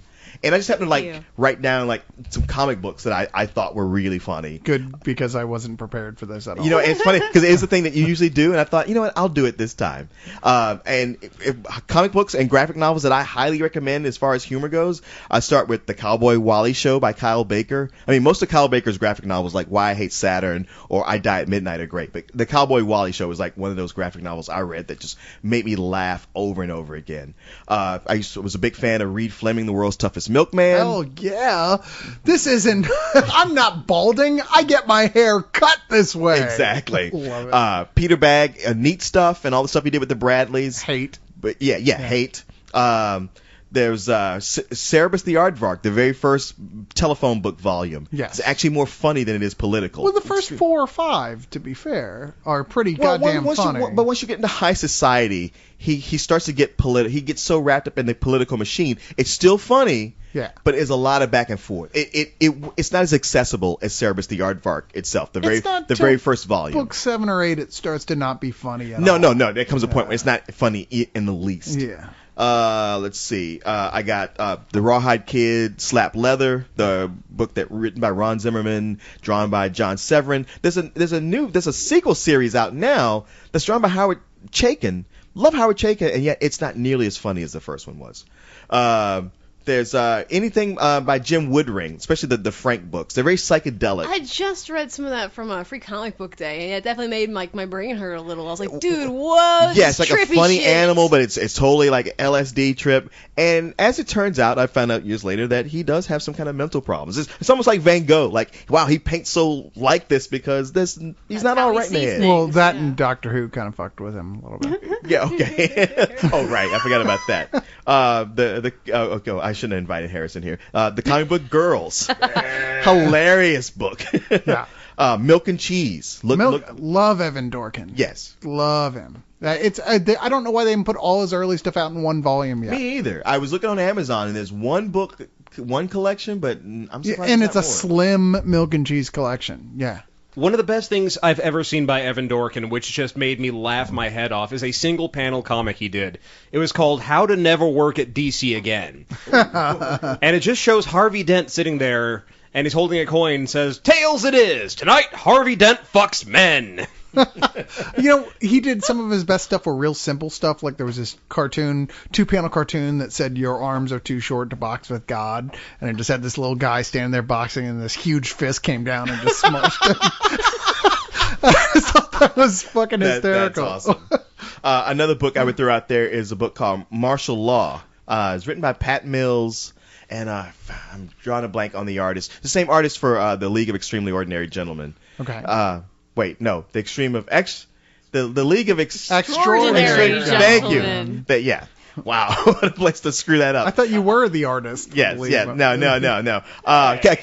Kevin O'Neill. Yeah, Pat Mills and Kevin O'Neill. But it's in the vein of a lot of Garth Ennis's. It's sort of like The Boys or the Hero-gasm stuff he does, where Martial Law is a S&M character who's totally there to like put the smackdown on heroes that go too far. It's a lot of dark superhero parody stuff, but I highly recommend it, along with all the Garth Ennis's dark comedy things, like certainly the Issues of the Punisher. This time where Preacher, what knocks that into stratosphere is when you get to Star and how funny that book is. Sometimes Preacher is the funniest comic book ever written. Yes. There are those points that are so funny that the jokes inside them have turned into jokes in my real life. Like have been contextualized into different situations. The whole when the guard gets crushed by the falling pope, giant obese pope guy. Soon you will be with us in heaven. Great. Turned into a running joke with me and Bo for like 2.5 years. I mean, the photoshops and everything. Yeah, it's one of the funniest books ever written if you have a strong stomach. Now, a book that not a lot of people probably know about is a book called Scurvy Dogs, and it's about a bunch of pirates. One of the guys, I can't remember if the writer or the artist lives here and works at one of the game companies now, but Ryan Yount, I think is the name. But look for Scurvy Dogs. It's about pirates who try to do something other than be pirates, like get day jobs. And I've heard so many people come up with that idea, but these guys pull it off, and it's extremely funny. And the last thing I would mention is the Perry Bible Fellowship. Oh yeah. Yeah, one of the best comic strip comics out there. You know, I wanted to throw something classic out here, which all of you be like, of course we've heard of that, but only because we do have some young readers who I don't think the Far Side is syndicated in the comics in the newspaper anymore. You're right. You know what? Far Side has been gone so long that you come back to it, and it's new again. Yeah, it's fresh. Yeah, Gary Larson's The Far Side. You can find a million collections. It's not of even mildly dated. No, freaking hilarious. And it's so like geek oriented too. Like it's the kind of thing that there's, sometimes you have to look a little extra hard to find out what he's doing, and sometimes it's like geek reference type stuff. Yeah, absolutely. And there are some excellent ones on the web, too, that are worth checking out. Like, one that actually gets published regularly in collected editions is Girl Genius by Phil and Kaja Foglio. And it also scratches that steampunk itch really nicely if you're into that sort of thing. And a personal one that I liked, and someone that I interviewed for when we did the Staple interviews, is Something Positive by R.K. Milholland. Yeah, I like that, too. Yeah. Speaking of webcomics, when you read the question about funny comics, I'm kind of flipping through all the stuff that I've been reading in Dead Tree format, and I'm like, dear God, I never go for funny comics. It's always dark and brooding and that kind of thing. But two of the funniest things I have ever read, both available on the web. And I have to admit, I am on some level shamelessly plugging a friend, but I wouldn't be shamelessly plugging him if I didn't think he was a genius. Stick Figure Hamlet. Oh yeah, you told me about by Dan that. Carroll. Yeah. You can go to stickfigurehamlet.com and you can read it on the web. You can also buy it. It is the entire play done with stick figures, and it is hilarious. It's a tragic play, but when you combine it with the absurdity of stick figures, why didn't he just do a Midsummer's Night Dream? Works because it doesn't work. I think it doesn't quite work as well if you're doing a comedy. It's the pairing of that serious play with the absurdity of stick figures that lends it something. I highly recommend it. Hamlet's dad's ghost looks like one of the ghosts from Pac-Man. Rosencrantz and Guildenstern look like Bert and Ernie. It's a fine line between drama and tragedy when you're throwing in this simplistic thing on top of it to make it that way. It's a sticky wicket, if you will. A sticky wicket Thank figure. you, Alistair Crowley. And the other is Puns, the lowest form of humor. So says you. The other one that he's doing right now, Stick Figure Hamlet, is complete. So you can read that back to front. The one that's in progress right now is called The Political Machine, and it's www.machine-comic.com. I think I'll have to double check. It's either comic or comics, but it's about the consciousnesses of various dead presidents put into robots.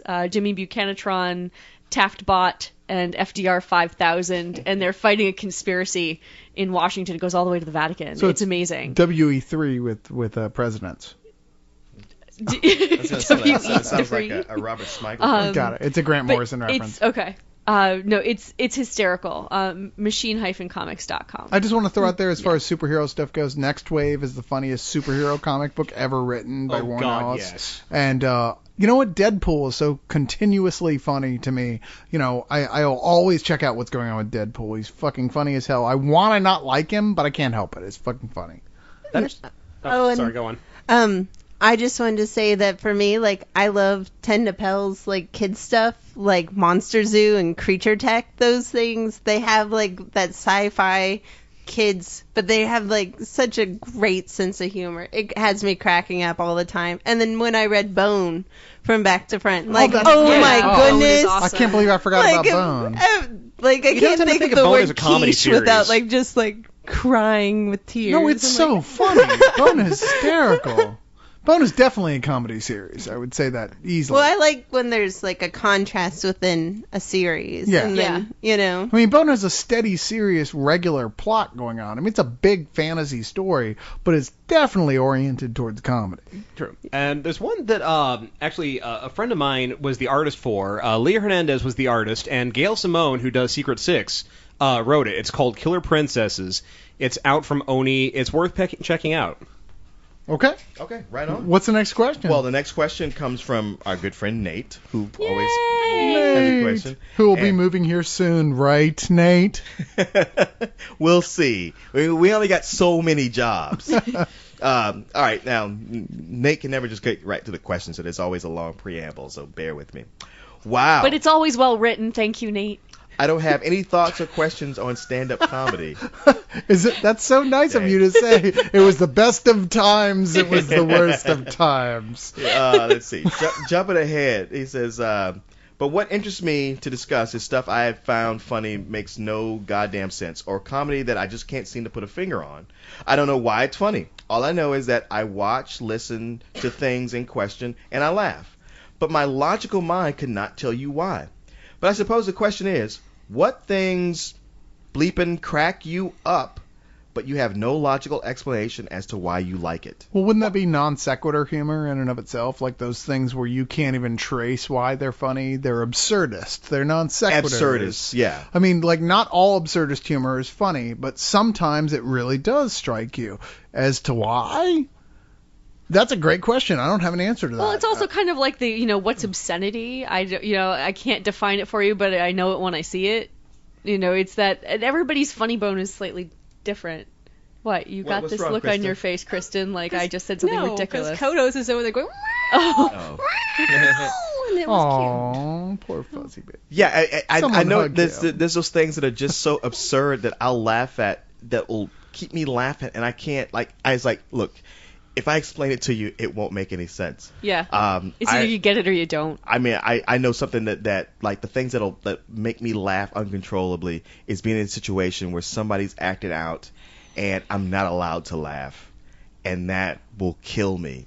Cyrus, I know you remember back when we did The Real Deal, and Corey had a habit of just inviting maniacs off the street on Crazy people. Like no sane person would even roll down their window in their car, much less like say, hey, do you want to come be on my public access show? Yes, and we had a guy on to explain the film he was working on, and the more he talked about it, the more ridiculous it sounded. But he's sitting in the room in the studio with me, where you and Corey were in the other studio. We control the cameras, so I know the camera's on me and it's on him. This is a huge guy, and he's telling this story about what he wants to make, and I just want to laugh so bad, but I don't want to hurt his feelings or piss him off. So I just sit there and look into the camera, but I can't even smile.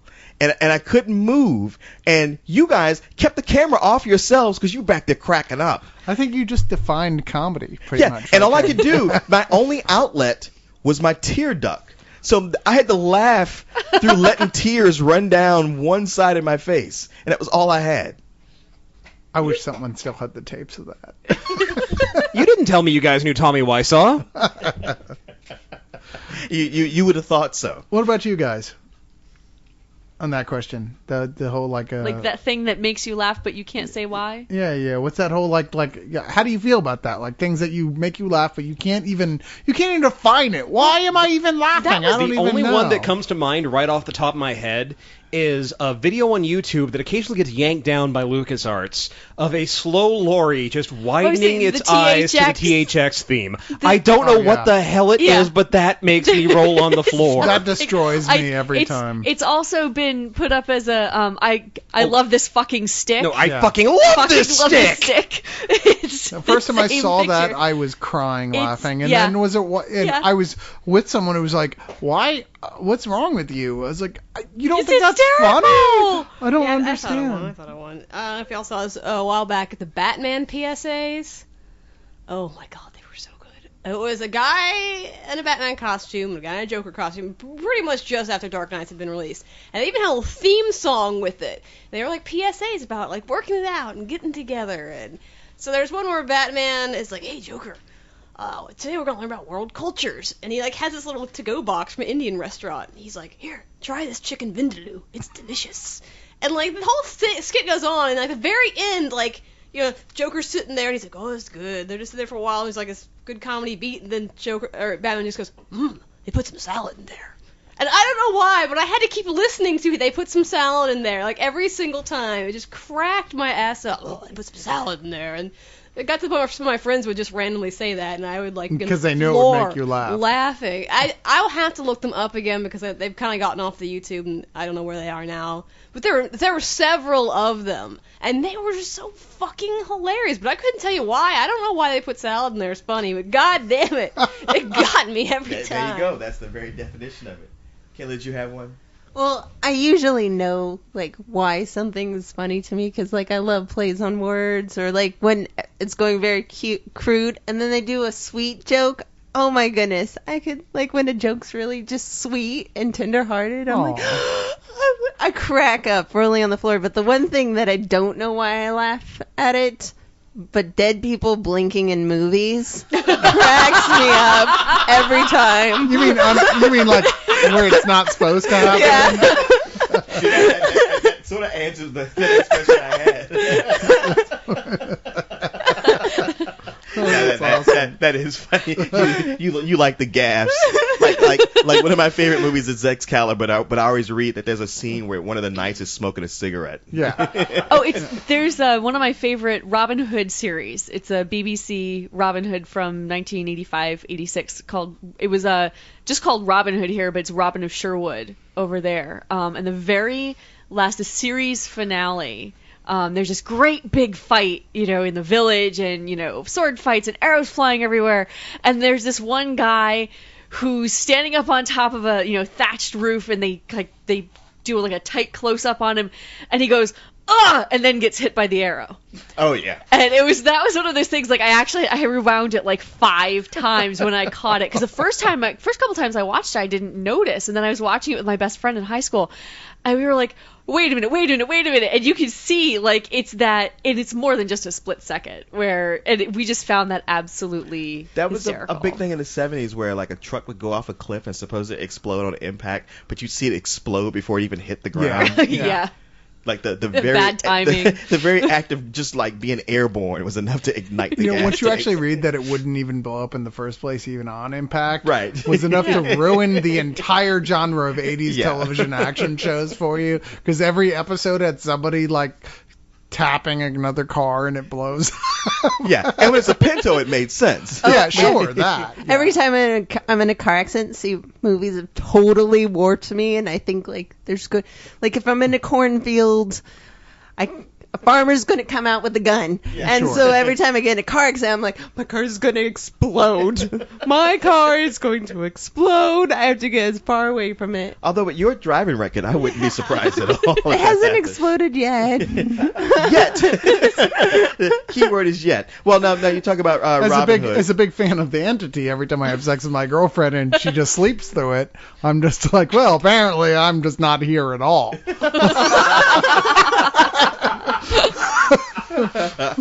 Well, yeah, Kat brought up Robin Hood. I'm going to jump into something. A question from Paul. He says, "Dear Leog, who is your favorite British comedian and or comedy show?"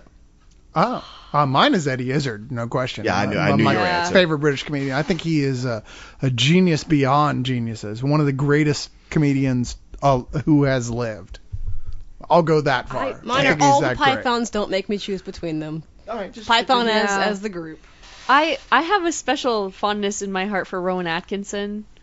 But I mean, when you get into British comedy, that's the most comedy that I've ever watched it's British comedy. Yeah, like, me too. That's when I was in high school. It was I actually thought of it when you were talking about the things that you find funny, but other people might not. Like when I was in high school, me and my best friend, like we were an island of of all kinds of different, like being outcasts and whatnot. But one of those things that we loved that nobody else understood was British comedy. And that's one of the requirements of getting on this show, actually.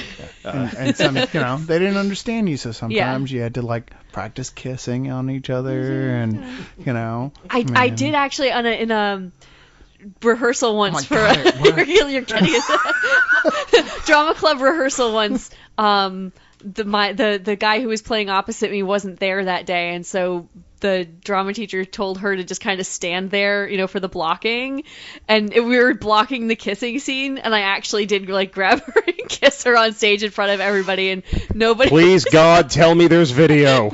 Best Leog ever. Nobody was more shocked than she was. Kayla, did you have an answer? Well, the Space People and the Mighty Boosh People, those guys, tears every episode, and their live stuff, like they're also stand-up comedians outside of it, and it's like those two worlds. And I can't remember the show.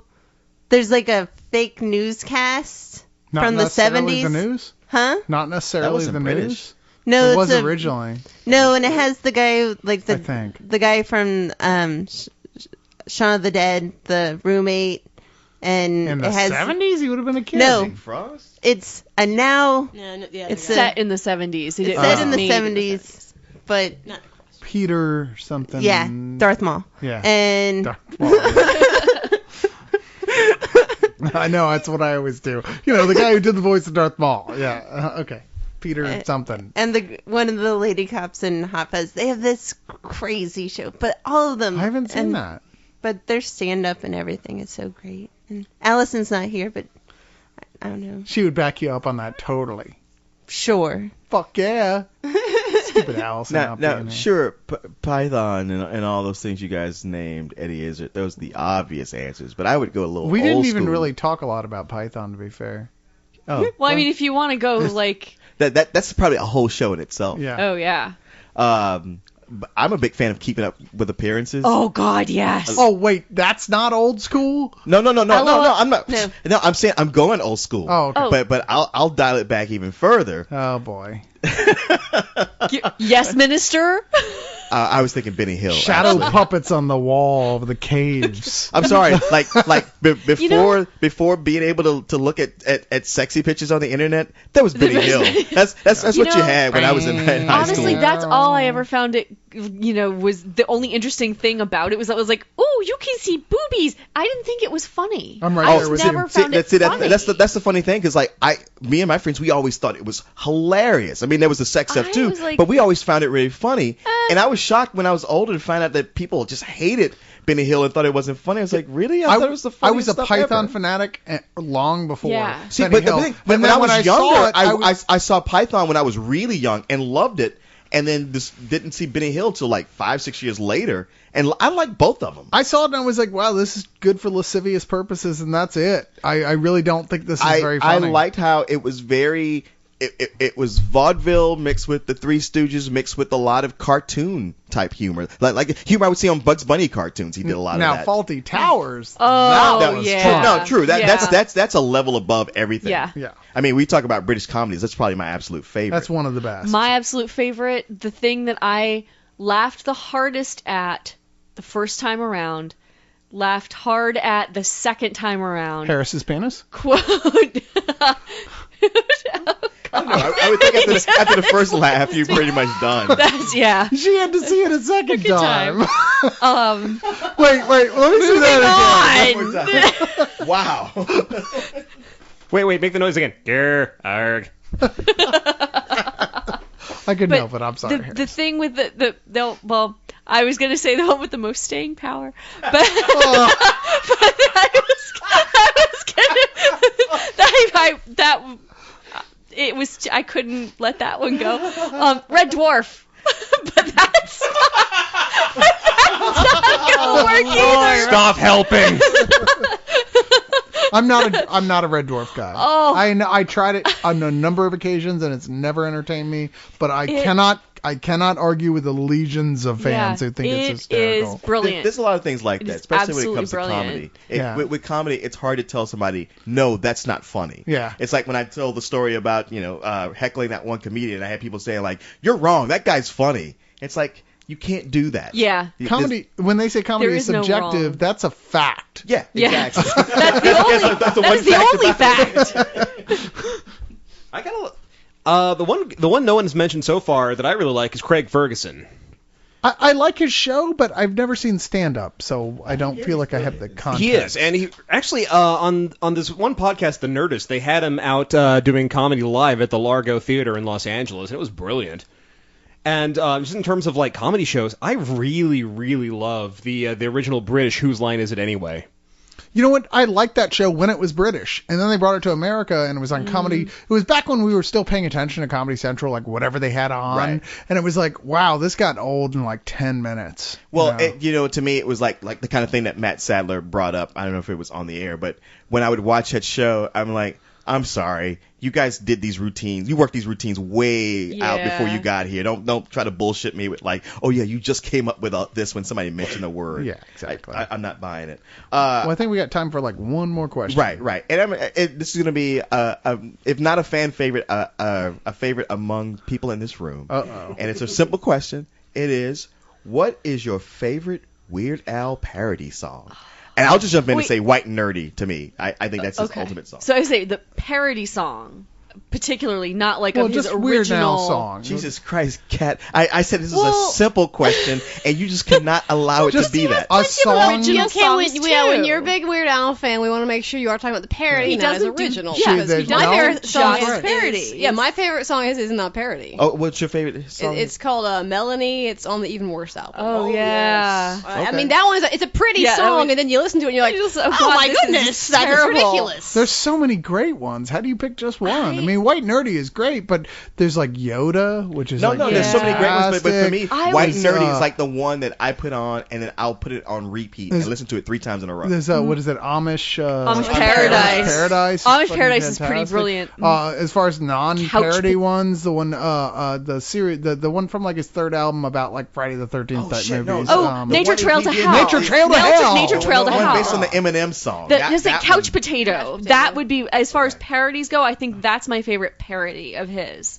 I really love Hardware Store too. Oh, that's a good one. Love Hardware I Store. didn't know about that one until earlier this year, and yeah, Oh, that's a it's great amazing. song. I would like to throw out this. I know it's just a little bit of a segue here, but as far as comedy musicians go, Jonathan Colton, who I'm really a big fan of right now. Yeah. Someone gave me his album, and I really enjoyed it. If you really like Jonathan, if you even considered listening to Jonathan Colton, or if you already like him, or if you're really a big fan of Mystery Science Theater and riff tracks, the official riff tracks version of Tron is Jonathan Colton and 2 members from his band, right, Harris? Yeah, Paul and Storm. Yeah, and it's fucking hysterical. You can download the audio from the official Riff Tracks site, and it is one of the best of the Riff Tracks. Yeah. It's really it was amazing. funny. It was amazing. I highly recommend it, especially because Tron Legacy is coming out soon. You should go download this now. It's the best way to watch the original Tron, and I advise getting high too. But still, that's neither nor there. You know, I saw something really cool with Jonathan Colton. This was on Danielle Crossetto's page. She was researching American Sign Language, and so she linked over, and these guys were spelling out the song 1st of May. And they've got these lyrics as they appear in the song, but underneath is a direct translation of the sign language. It was really interesting to me because sign language doesn't work like the English language, and I didn't know that, but it's extra hilarious because the chorus is fucking outside, and so to see the American Sign Language of how they're translating that, it was hilarious and informative. All right, well, have we got everybody's answer on the Weird Al? Everybody done? UHF. Okay. The whole of UHF? No, the theme song. The theme song. Oh, okay. Yeah. Well, that's awfully good. That's because we need to take a nature trail to hell In 3D. to the ending of the Leon. Well, ladies, thank you so much for being on. You too, Harris. But we're trying to set something up for next week that'll feature the ladies prominently. Yes. And if this goes through, I'm going to ask. We'll suggest to all you listeners to bring a notebook and a pencil. Yeah. Because this is going to be something special. Are any of you guys a fan of what these ladies have talked about, what they do in their life outside of Leog? Then you're going to want to be here for next week's episode. Yeah, they're gonna come here and educate you. But hey, everybody, thanks for being here tonight for our show on comedy.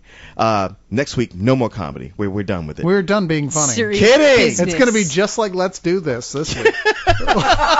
Serious business. Well, probably more like Blue Tuesday, to be honest. To be fair. Yeah. But hey, everybody, thanks a lot and good night. And with the final, Long live the league.